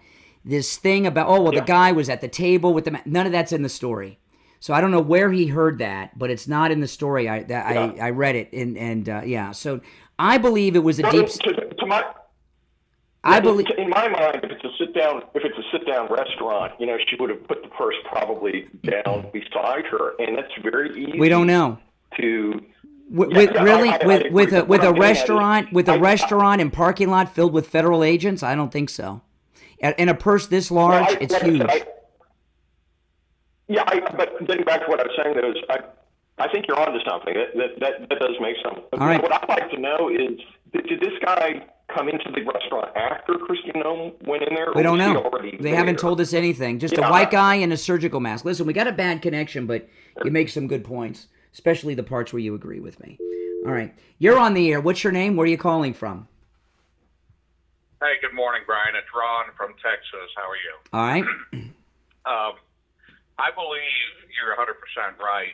With my past experience, which is irrelevant at this point, you take a look at pattern recognition and you take a look at just some common sense. when you look at what's going on with Kilmar, Garcia, with the senator, with the new revelations of what's coming up with Trump, with Kristi Noem, with all of this stuff, and then you look at what Dan Bongino is doing, I think, you haven't heard a lot about Dan Bongino, and with his experience, I think everything is a setup. Well, in this story with Kristi Noem, I'm going to tell you, we're ahead of this on this story. Okay, no one else is talking about it. But it is a developing story, and things will come out. But Never Trumper Steve made up this whole thing. Well, I believe, I'm lost, sir. What are you talking about? Up a lot of people here. Well, what's your theory? What is the theory? Well, my theory is that they're trying to get out the moles. They set with what Kristi Noem had in her book or in her pocketbook there and everything. So who's the mole? You think Kristi Noem set up a sting? Who's the moles? No, I think that. Well, if you let me talk for a second, like I said, I think they're trying to find the moles and setting people up with information to get the people, like the Secret Service. Who's the mole in the Secret Service? How are they going to get into a place when they got advanced setup? Oh, slow down. Okay, slow down. So, slow down. So you think that, like, Dan Bongino was running a sting operation here to root out a mole in the Secret Service, maybe? That's kind of one of my thoughts, yes. Oh, that's interesting. That did not occur to me. The moles are in the Secret Service. Isn't that something? So, I think a lot of this is an operation from the White Hat. Speculation. I think it's no, nothing. Yeah, Steve. I think it's a White Hat. I think it's a White Hat operation to do the moles. I mean, if you've ever been around, my opinion. All right, appreciate the call. Yeah, Steve, have you ever been around a cabinet official with a massive Secret Service detail? I mean, it's so many federal agents. It's impossible to get close to them in their person. Let's take another call here. Hold on. You're on the air. What's your name? Where are you calling from? PJ from Broward. Hey, PJ. Hey, PJ. Hey, I don't understand something. Doesn't Kristi Noem, doesn't she have tracking on her cell phone? Well, we don't know that they got her phone or not, but I'm saying is I think they were trying to get her cell phone. And also, what about her purse? I mean, you would think if there was important stuff in there, she would have a tracking device. Maybe she did. Maybe they're tracking. I mean, I saw it all the time on Breaking Bad, so why not in real life in the government? I wouldn't be surprised. Hey. Yep. Yeah. They may be an arrest. Yeah, go ahead. Yeah. By the way, I ordered about a little over a month ago that the My Pillow towels. Oh my God, they're compared to my older towels, it's unbelievable the difference. I know, isn't it? I mean, I know. You got to experience it, but the old towels just spread the water around your body. All right, appreciate the call, PJ, and the good words. Before we go back to the phones, though, this idea that they don't have this guy on video. If you get the free doorbell camera at Sloman's that you can get with the installation of your Sloman Shield, you get perfect video of everything in front of your house, okay? You get a notification on your cell phone every time there's movement at your door. I know that they have security all over this place with video that they're not sharing with us. But yeah, you can get a free doorbell camera that connects directly to your cell phone with the installation of your Sloman Shield. Sloman is also going to give you a free customized home security system and professional installation when you use their low-cost central station monitoring. You get an LED touchscreen, a motion detector, 10 contacts for your doors and windows, a lifetime warranty, a backup battery, plus a free doorbell camera with the installation of your Sloman Shield. Give them a call, toll-free, 833-283-5050. 833-283-5050, 833-283-5050. All right. You're on the air. What's your name? Where are you calling from? Hey, Steve and Brian. Good morning. It's JJ from Mass. Hey, JJ. Hey, JJ. Hey, Steve. What do you make of all this? Well, I look at D.C. as obviously it's a very, you have political crime. We all know that. There's plenty of that going around. But Washington, D.C. is also it's sort of the capital of, political crime, but also regular crime. There's a lot of skilled pickpockets and purse snatchers in D.C. I agree 100% with the theory that you're spouting, Brian, but I definitely see the possibility of it. But I think it's more apt, and I heard this from NBC. I heard that there was a guy that did sit down close to the purse, and he slid it over with his foot. Because I'm trying to figure out, how does a guy, he obviously didn't grab it off her shoulder. That's something sneaky that has to be done. She was at a hold on. First off, that's not been confirmed.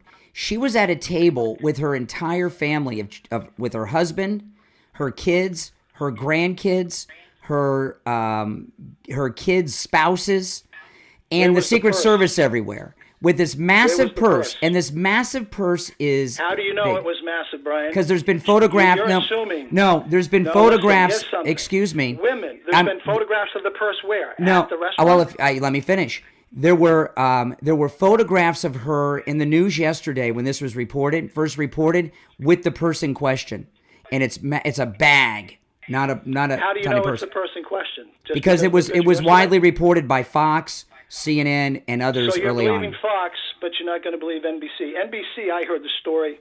Number one, women that go to restaurants, women have many purses. They don't just have one. Okay? Of they course, got to go to work especially purse. rich women. They got to go to dinner purse, the outfit purse. So I don't believe that it was the big gigantic purse. Okay. I believe it was probably more. It's Easter weekend. There was a lot stolen. The keys to her house, her checkbook, women in small purses, Brian. her checkbook. Hold on, her checkbook. Women come in. Her passport, her driver's license, her checkbook. $3,000 in cash, and there were other things. Women can stuff that into the All right, smallest bag possible. we're out of time. Okay, we're out of time. But just a few seconds left. I'm going to stick with Deep State Op, based on what we know now. We're out of time for today. We'll be back tomorrow at 6 a.m. It's the Steve Kane Show, Florida's longest running radio show. I'm Brian. Steve Kane's here. We'll see you tomorrow, 6 a.m. Thanks for tuning in. If you're on hold, talk to you tomorrow.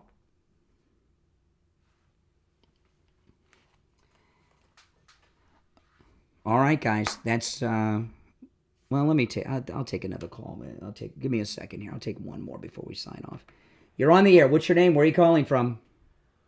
Hi, this is Todd from Boynton Beach. Hey, Todd. I just wanted to tell you, on the way to work, I drive by on Southern Boulevard. There were two fighter jets. It was so loud. Two fighter jets flying over Southern Boulevard. Today? So, today. Well, what does that tell you? You know, I saw a story in the local news over the weekend that, by the way, for those not in the area, that's where Mar-a-Lago is. As of over the weekend, there have been 25 violations of restricted airspace over Mar-a-Lago in the airport. So this is, if they have the fighter jets there, there's been another breach. All right, appreciate the call. I mean, this is nuts. All right, listen, everyone. Thanks for tuning in today. If you're new, my name is Brian. This is where MAGA comes to talk. Make sure you subscribe, okay? And if you're already subscribed, do me the favor of liking the video. Oh, hold on. Oops, let me see here. All right. You're on the air. What's your name? Where are you calling from? Brian, it's Jack again. I thought I'd bring up the economy and how Trump's causing it to tank. How's your retirement and your 401k doing? I don't have a 401k. Well, you know, most of America does. Really? And scared. You're scared? Trump is me to go to well, hell. if you're scared, why are you calling me? Why don't you go out and try to earn some more money? Have you been selling your stocks? I haven't been selling my stocks. Then you haven't lost any money. Then you haven't lost any money. Brian, when the rest of the world, how much have you lost? Like, how much have you lost? I've lost about 20% as of last week. 20%? What stocks went down that triggered that?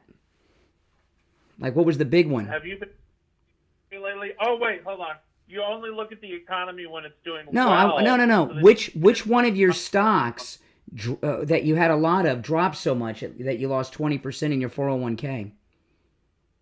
Oh, it's across the board. Well, give me one. Give me one of the stocks. 500. I actually diversified and. So you can't tell me one of the stocks you own? I just told you, the Euro-Pacific Fund. They're all... The Euro-Pacific Fund. So what was it 2 weeks ago, and what is it today? Worse. No, but what were the numbers? The Euro-Pacific Fund. So what was it 2 weeks ago, and what is it today? No, don't stop. Worse. Nobody believes you. You just made all that. Appreciate the call. All right, guys. Again, my name's Brian. This... I know it seems easy. It only seems easy because I'm so good at it, guys, okay? Don't try this at home. Oh, my goodness. My name's Brian. This is where MAGA comes to talk. If you're new, subscribe. And if you're already subscribed, do me the favor of liking the video and sharing the video on all your socials. All right, take care. Thanks for watching. Great calls today.